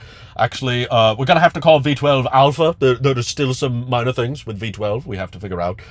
It's not beta, but it is alpha. So still requires some supervision. It's almost there. But how can you be at that close to, like, we're so close to figuring it out and be doing that for 5-6 years and still believe that? Like, I think he's very forward thinking.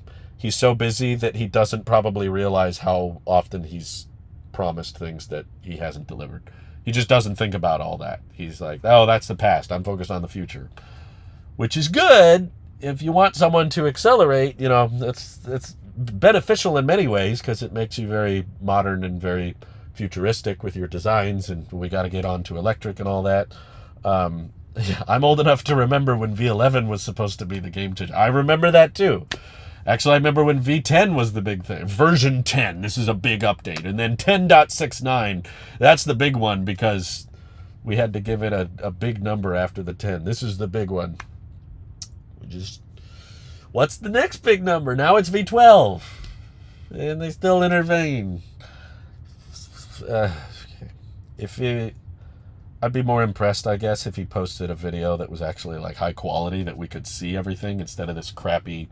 Twitter sucks at live streaming, by the way. I've tried it. But if he did like a 4K, GoPro, just like Dirty Tesla does or whatever, does a video where he turns on full self-driving and it drives around, no interventions for, all day, 6 hours, just driving around, nothing. Just pulls over, plugs in a different destination, drives out again, and just keeps going and going and going and no intervention. That'd be cool.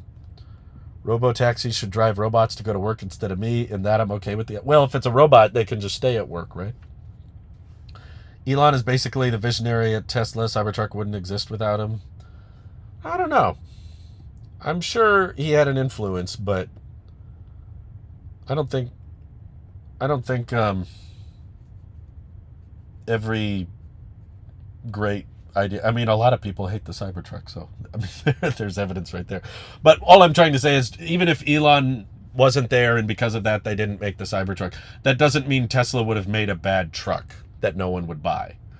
It's cool that they made a futuristic, apocalyptic-looking Cybertruck, but I don't think that alone, which has been late and delayed several times, I don't think that alone is a good reason to keep him, because I don't think he's putting that much time towards the designs anymore. I think he's all invested in Robotaxi stuff. The true FSD build number will be version 69. Yeah, and we're just now getting to 12. Me and my Tesla's Twitter X streams are incredibly poor quality. I hope the space not using YouTube is a thing. It's not a thing. Yeah, I heard about that. SpaceX is going to stop live streaming to YouTube. Horrible idea. But I do wonder how often should we live stream rocket launches if they become that regular of a thing. Boeing doesn't live stream every airplane takeoff, right? How many times does something have to be done before it loses its wow factor? I kind of got bored. I used to watch every Falcon 9 live stream, and then I was like, you know what? These are all kind of the same. They're not changing very much. So I had to stop watching them, and it was like, okay, if they do like 3 Falcon 9 launches a day, are you really going to watch all of them? Should they keep live streaming every single one? Yeah, I hope they make X better. They've made, similar with FSD, they've made a lot of promises for X, but not a lot of them have been delivered. I think they just suspended a few guys for making jokes, too, which was funny. There was some guy that, Elon's all about the free speech, but then there was this guy watching an FSD beta video that made some joke about running over pedestrians, and then his account was suspended. So there goes the free speech, I guess. Free speech unless it makes me mad. If I don't like that, that's what we discovered. You can't have absolute free speech. The missing real exoskeleton of the Cybertruck is kind of disappointing. I don't know. Why do you care whether it's an exoskeleton or not? The point is it's durable. The point is it's got steel on the outside that's not going to dent or scratch. Why do you care which manufacturing technique they went with? Like, that doesn't really change anything. I don't really understand why people are disappointed. But it's not a real exoskeleton. Okay, it's still durable. It's still a steel truck without paint to worry about. It's not going to dent like every other truck on the road. The next Tesla event is logically the next to go to the potato stream. Oh, God, I hope not. Please don't do that, Tesla. Please don't. Yeah, everyone gets to decide what free speech is, right? Number 91 only from Newport Beach, SoCal, catching up on way 2+ hours back. Never too late to reply, but still time to smash that like. Why is Crunch to Grace so insistent on people clicking the like button? It doesn't do anything. I mean, thank you, but yeah, free speech unless Elon finds it offensive. Right, that's exactly. But anyway, you're right. Matthew's right. I've been live streaming for a while. I gotta use the bathroom. I've been here for a hot minute. But thank you, Tesla, for keeping me cool with the HVAC system and that lovely heat pump.